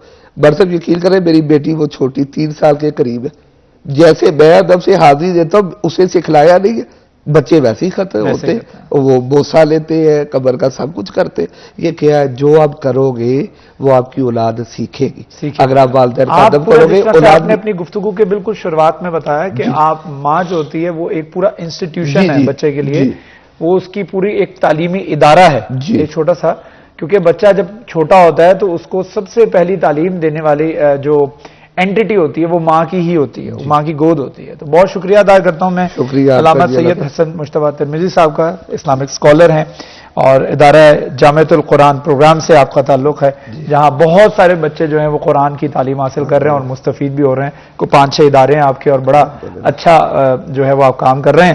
ان کے ساتھ ساتھ شہباز مینا صاحب ہمارے ساتھ تشریف رکھتے ہیں. جانے سے پہلے میں اپنے ناظرین سے اجازت چاہوں گا، لیکن اس سے پہلے میں چاہوں گا آپ کچھ سنا دیں.